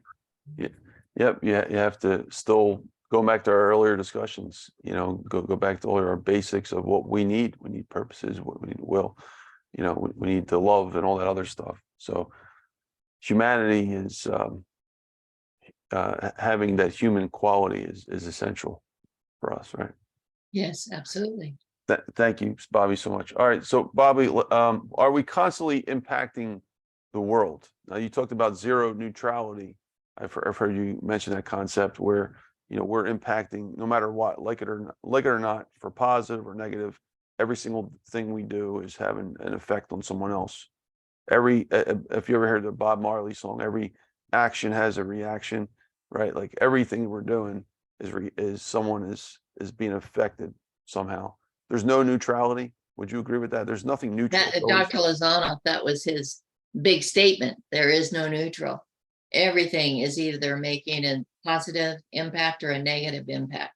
And boy, when you really take that on, it's a lot of responsibility. It's not like, oh, it doesn't matter. It does. Thank you, Bobbi. All right, so here we are, folks. We're in the last segment, and we're going to ask Temple questions I've asked from everyone on here, from Les Brown, the Hall of Fame speakers, to Brett Favre, Hall of Fame quarterback, and Hall of Fame martial artist. We had Cynthia Rothbard on here. She's a Hall of Fame martial artist. So first question I have for you, and these are very quick questions. Can one book change the world? I would say, I would say yes. People have to read it. That's right.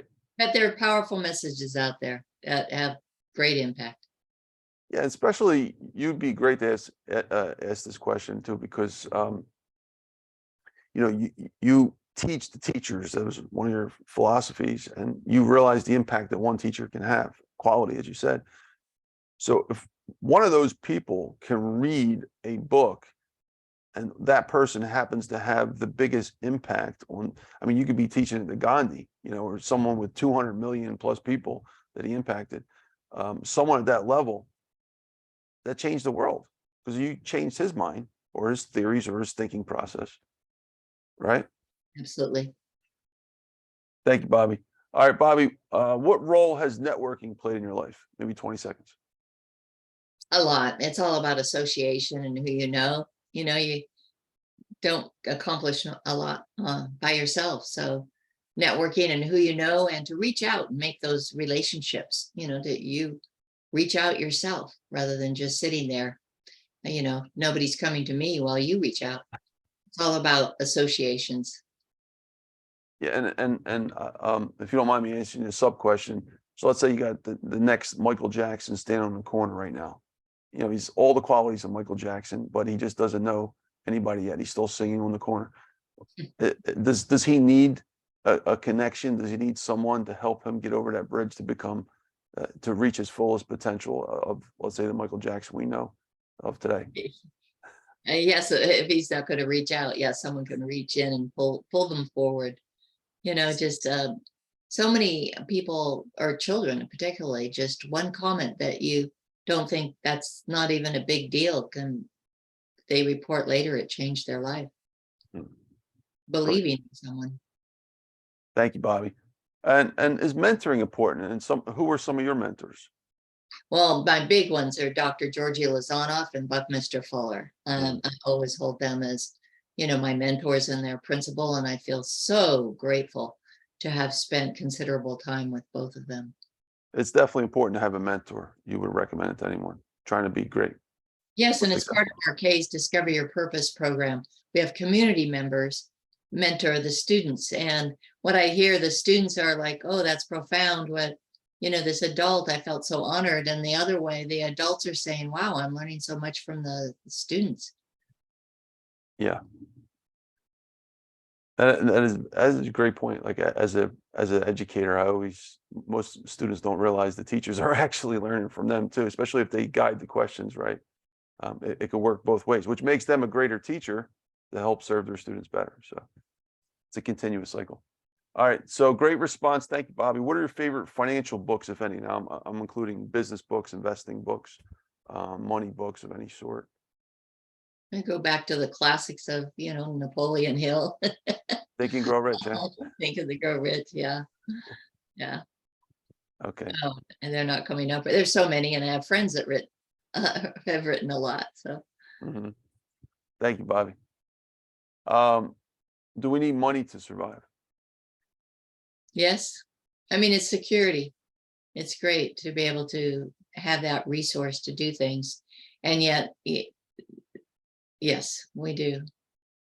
And as an extension of that question, is finance necessary for everyone? Now, finance, the science of finance, learning about how to manage that money, manage wealth. It's an important skill. And students mentioned it with our CAYS program. We do the conference. Many had come back and said, I have a different mindset about finance and what that means to me. So that's really important for them to know that that is a subject. It's an area. It's something you need to learn about. Thank you, Bobbi. Doing great. 3 more questions left. How important is having a purpose in business? Now we talk about purpose in general, a purpose in business. So if you want to start up a mom and pop shop or a new dentist office, whatever, having a purpose in business, and then what is, as an extension of that, what is your purpose, your specific purpose? Yeah, I think it's very important business, and it's often talked about purpose and the definition of vision, definition of mission, all of those, and what you value, all of those are foundational. So, the purpose of mine is on youth and learning, and development of youth and learning is my purpose in life, and applied to everything that we do. And so it's giving people the tools for lifelong learning and personal success. Been at that for a long time. Brilliant. Thank you, Bobbi. 2 questions left. What would you like to accomplish in the next 10 years or so, and why? In New the next 10 books? years, I would love to see schools, because that's where children are, of being, well, I'd love to see Discover Your Purpose schools. Mhm. And I'd love to see schools with that positive culture that are nurturing the students. Man, can you imagine what this world would be if the students love learning, love going to school, and what that environment would be, and what they would be capable of doing, rather than going towards, rather than fighting against? That would be amazing. Yeah, and I think that would affect every aspect of us, like for the good, right? Yeah. Just Yes. make culture and society better. Yes. All right. Well, thank you so much, Bobbi. Last question is, what would you like to be your legacy to this world? So my legacy is, can you finish that statement? My legacy is people who feel good about themselves and what they can contribute.